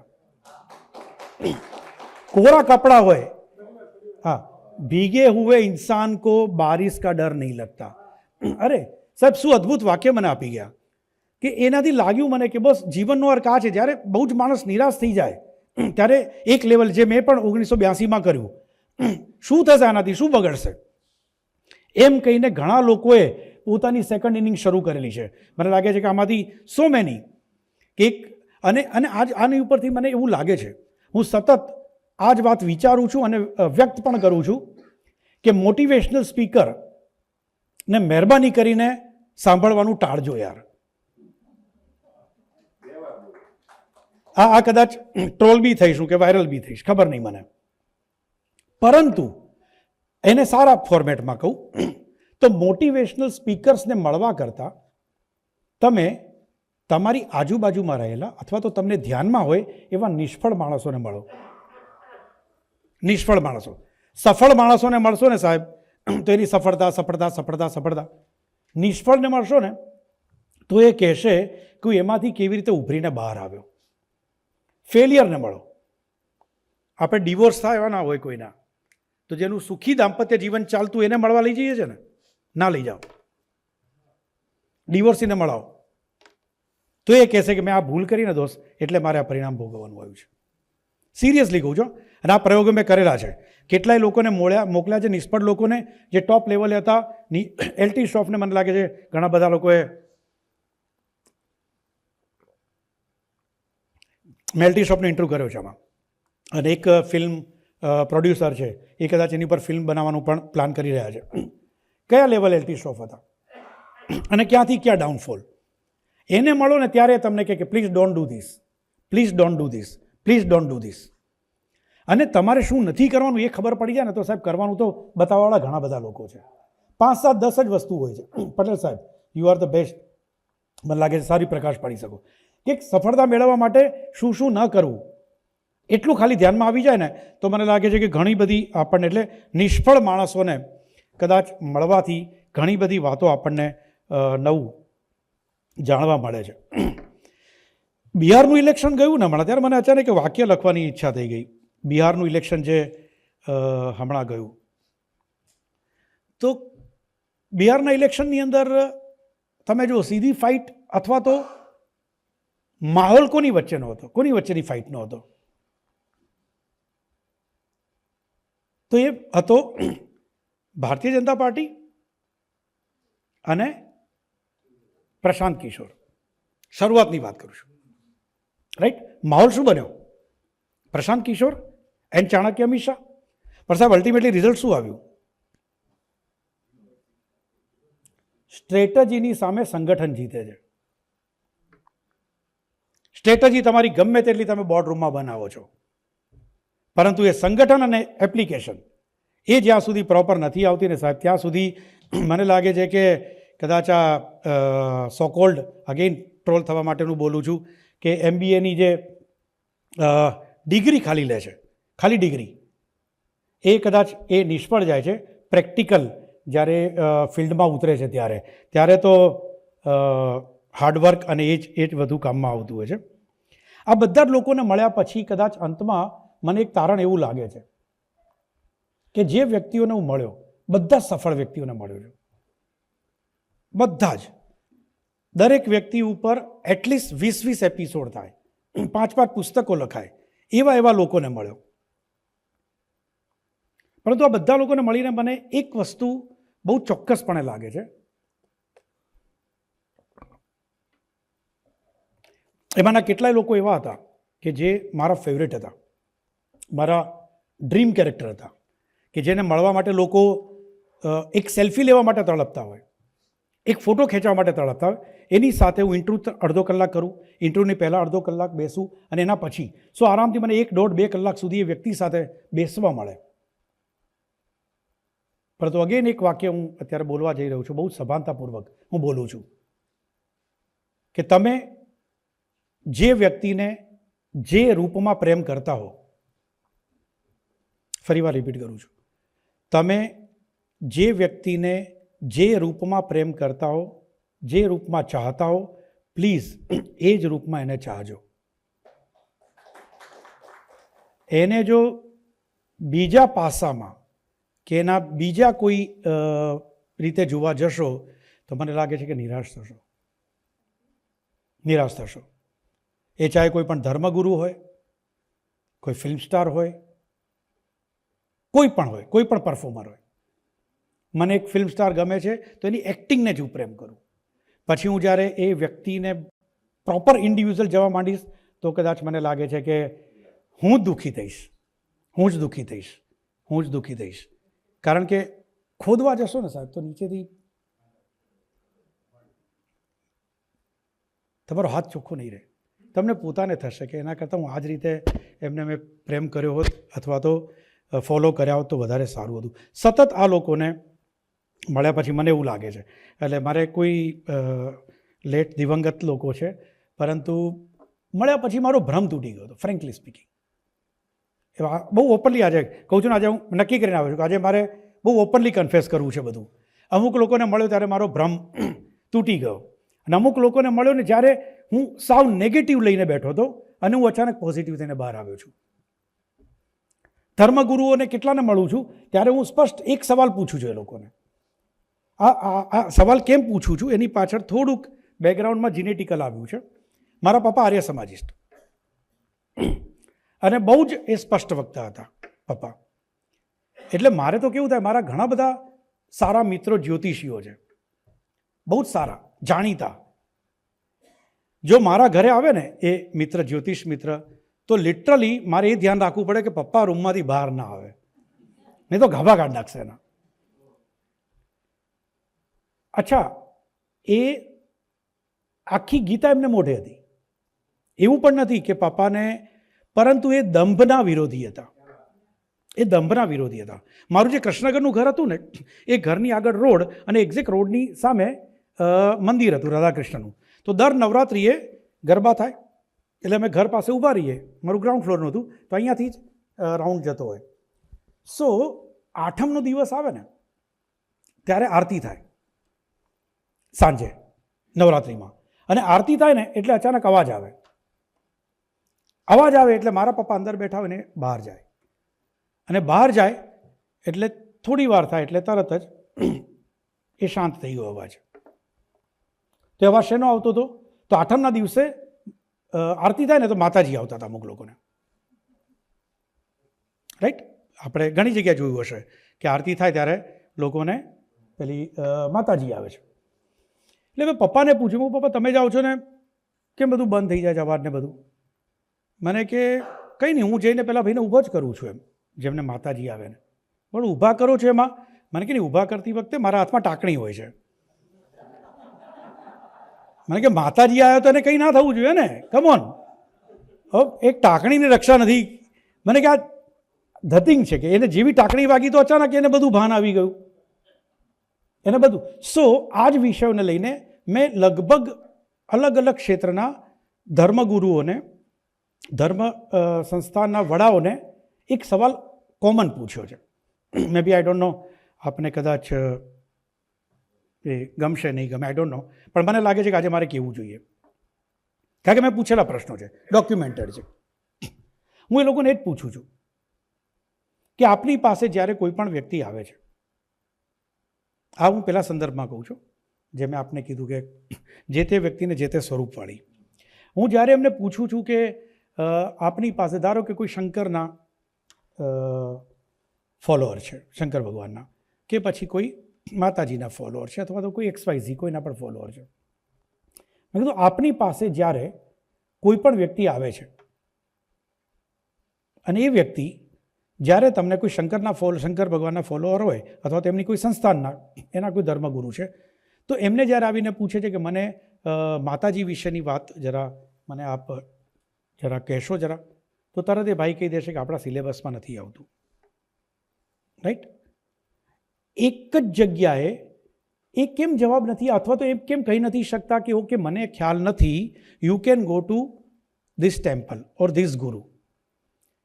મને યાદ નથી કે એક પણ ધર્મગુરુએ અત્યાર સુધીમાં ક્યારે પણ એમના સિલેબસની બહારનો સવાલ પૂછાયો હોય, એમના જ્ઞાનની બહારનો સવાલ પૂછાયો ત્યારે એમણે આપણને કીધું હોય કે તમે એક કામ કરો, આનો જવાબ મારી પાસે નથી, આ જવાબ તમે એમની પાસે લે. આ પરંપરા વર્ષો પહેલાં હતી અને એટલે જ કદાચ આ દેશની સંસ્કૃતિ જે તે સમયે ઉન્નત હતી કે જ્યારે એક ઋષિ મુનિને એનો જવાબ ન આવડતો હોય ત્યારે ઋષિ કહેતા હતા કે તું આમને જઈને મળ, આનું જ્ઞાન તને ત્યાંથી મળશે, આનું જ્ઞાન તને ત્યાંથી મળશે. અનફોર્ચ્યુનેટલી એક ફ્રેમમાં બંધ કરવાનો પ્રયાસ એ કદાચ કરવામાં આવી રહ્યો છે અને એટલા માટે જ I can introduce myself as a spiritual, not religious. હું કદાચ હું સ્પિરિચ્યુઅલ છું. હા, હું સ્પિરિચ્યુઅલ છું. મને આધ્યાત્મિકતામાં ઊંડો ઉતરેલો છું, ધર્મનું પણ જ્ઞાન લીધેલું છે, પરંતુ હું સતત એક જ વ્યક્તિને કદાચ હું કોઈની કંઠી નહીં પહેરી શકું. અને જે આજ સુધી, અને એ ભૂખ છે ને મારી, એ જ મને નવું નવું શીખવાડે છે. શ્રી એમ નામ સાંભળેલું છે આપે? શ્રી એમ. હું શ્રી એમને મળ્યો હતો ત્યારે નિખાલસ, શ્રી એમનો જો કદાચ પરિચય ના હોય તો આપને કહી દઉં, શ્રી એમનું રિયલ નેમ છે મુમતાઝ અલી, મોહબ્બત અલી ઓર મુમતાઝ અલી, અને એ મુસ્લિમ. પરંતુ આજની તારીખમાં આપ એમની પાસે બેસો તો આપ વેદ પુરાણની કોઈ પણ વાત કરો તો એ બિલકુલ ડિટેલમાં આપને સમજાવી શકે છે અને એની જ વાત કરે છે. એ ક્યારેય કુરાનની વાત કરતા નથી. અને એ વ્યક્તિને જ્યારે હું મળવા ગયો તો પર્સનલ મેં કીધું ને મને ઈચ્છા નથી થતી, પણ એ વ્યક્તિને મળવાની ઈચ્છા થઈ. મેં કહ્યું મારે આ વ્યક્તિને મળવું છે. અને જ્યારે હું એમને મળવા ગયો ત્યારે મેં એમને એક જ સવાલ પૂછ્યો હતો. મેં કીધું શ્રી, કોઈ જ નહોતું રૂમમાં, અમે બે જ હતા. મેં કીધું શ્રી, મારી એક કમજોરી છે કે મારો અહંકાર છે કે હું કોઈનાથી ઇમ્પ્રેસ નથી થતો, એમાં ખાસ કરીને ધર્મગુરુથી તો નથી જ થવાતું મારાથી, તો કેમ આવું? આ મારો અહંકાર છે કે શું છે? મને ખ્યાલ નથી આવતો. એમણે બહુ સરસ સાહજિકતાથી જવાબ આપ્યો, દેવાંગ, એવું કંઈ કરવાની જરૂર નથી, કોશિશ મત કરો, જબ ભી હોના હૈ अपने आप हो जाएगा, કોશિશ મત કરો. અને મને એમણે પણ લેવાનો ટ્રાય ના કર્યો કે ચલો હું છું, આવી જા મારી પાસે, તું, હું તને બતાવીશ. ના, એમણે પણ મારે બહુ સ્પષ્ટ કીધું કે આ જે અલગ અલગ વાતો જાણવાની ઈચ્છા છે ને, એ જ મને મારા દીકરાએ પણ મને બહુ સરસ પેલું કરાવડાવ્યું. રમેશ તન્નાને આપ લગભગ બધા ઓળખતા હશો, રાઈટ? રમેશ આજથી લગભગ 15 વર્ષ પહેલાં એકવાર ઇન્ટરનેશનલ બુક ફેસ્ટિવલમાં જવાનો હતો દિલ્હીમાં. ત્યારે મેં એને કીધું કે નિસર્ગને લઈ જજે ને. મેં કહું હું આવી શકું એમ નથી, મારા દીકરાને લઈ જજે. અને મેં એને કીધું મેં હું તને પૈસા આપી રાખું છું, રમેશને કીધું. એ દીકરાને તું ફોર્સ ના કરતો કે તું આ પુસ્તક લે કે આ પુસ્તક લે. એને જે પુસ્તક લેવું એને તું એને ખરીદી આપજે. મારે ટેસ્ટ પણ કરવો હતો કે એનો ટેસ્ટ શું છે મારા દીકરાનો. અને એ ટેસ્ટ કરવા માટે મેં રમેશને પૈસા આપ્યા હતા. નિસર્ગે ત્યાં જઈને જે પણ પુસ્તકો લીધા. જ્યારે પાછો આવ્યો, બેગ ખોલી ત્યારે મેં પહેલાં જ પૂછ્યું, મેં કીધું તારી બુક્સ કઈ કઈ લીધી બતાવતો. અને વિથ ઓલ સરપ્રાઇઝ એને 4-5 બુક લીધી હતી. એમાંની એક બુક હતી Quran. Can you believe that? બામણનો છોકરો દિલ્હી જઈને કુરાન લઈ આવે. એટલે મેં પૂછ્યું, મેં કીધું બેટા કુરાન કેમ લીધી તે? એનો એક જવાબ હતો, મને કે પપ્પા, okay again I don't open it બોલીશ. એણે મને કીધું કે પપ્પા, આપણે આટલો બધો વિરોધ કરીએ છીએ, આટલું બધું એના વિશે બોલીએ છીએ, તો આપણને ખબર તો હોવી જોઈએ ને કે અંદર શું લખ્યું છે. વાંચ્યા વગર.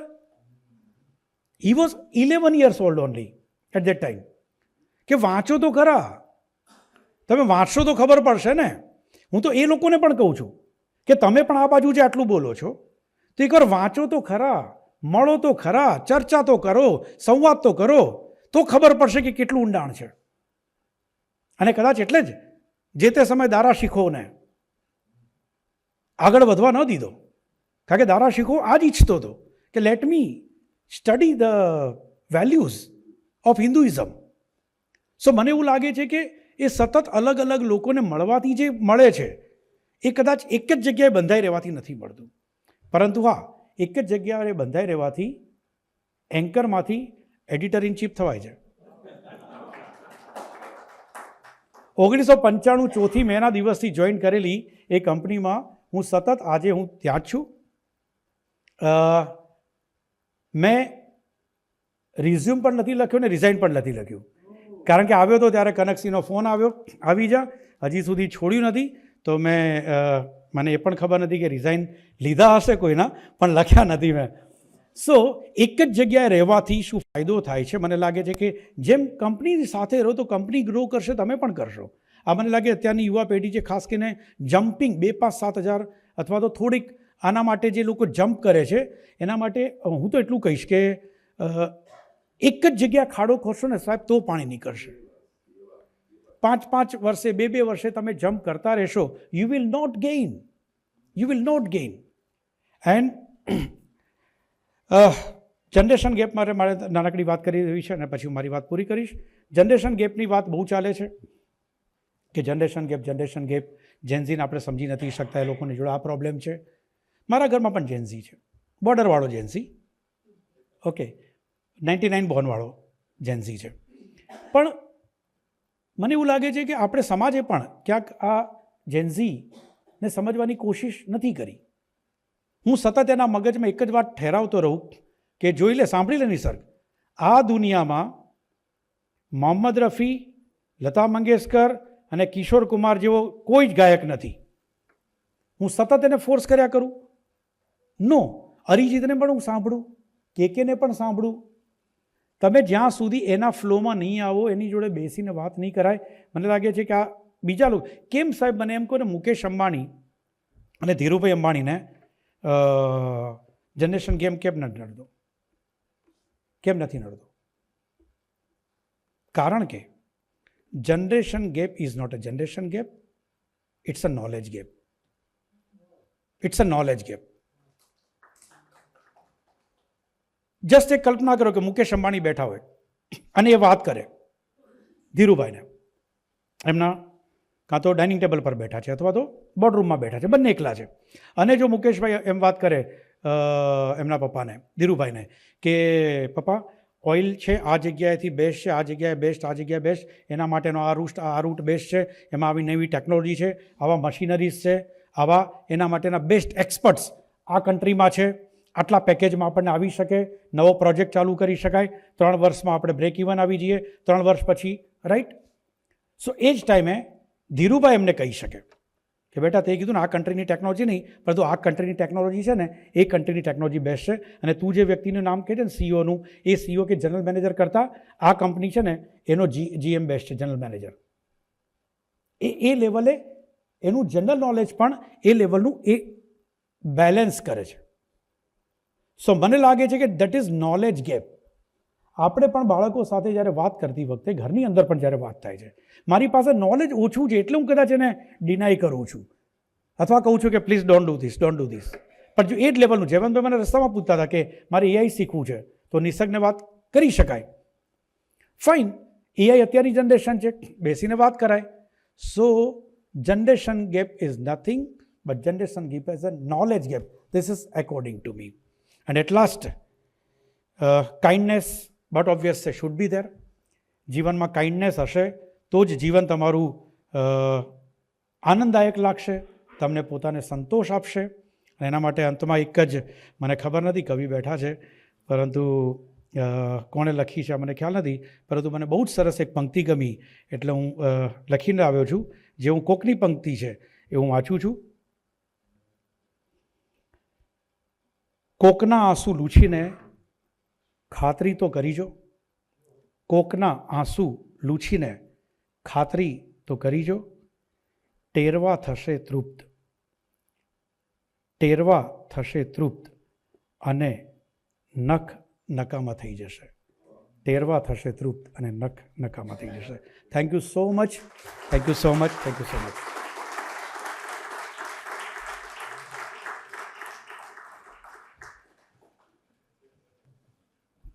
મિત્રો, દેવાંગભાઈએ એક ઘેનમાં નાખી દીધા છે આપણને. અને મને એમ થાય છે કે એકવાર ફરીથી પણ એમને સાંભળવું પડશે. થોડાક ઇન્ટરવ્યૂ મેં પણ લીધા છે, એમાંનો એક મને યાદ આવે છે કેવી દશા થાય છે. એક ચિત્રકાર હતા, હવે તો નથી, કાર્ટૂનિસ્ટ હતા, મુંબઈથી અહીંયા આવેલા, અને મને કહેવામાં આવ્યું કે આમનો ઇન્ટરવ્યૂ કરી નાખો ને એટલે પતે એમ. તો એમનો આગ્રહ એવો હતો કે પહેલાં મને સાંભળો તમે. મેં કીધું કહો. તો એ ગાંધીજીનું જ્યારે અવસાન થયું ત્યારે હું ત્યાં હતો. તમે ત્યાં એટલે એ સભામાં હતા કે ના? હું મુંબઈમાં હતો. અરે શું! તો દેવાંગભાઈને આવો કેટલું સહન કરવાનું આવ્યો હશે એ સમજાય છે. પણ આજે બહુ જ આનંદ થયો, તૃપ્ત થઈ ગયા, પણ અધૂરપ રહી છે. હજુ પાછું એકવાર આવવું પડશે. ધન્ય.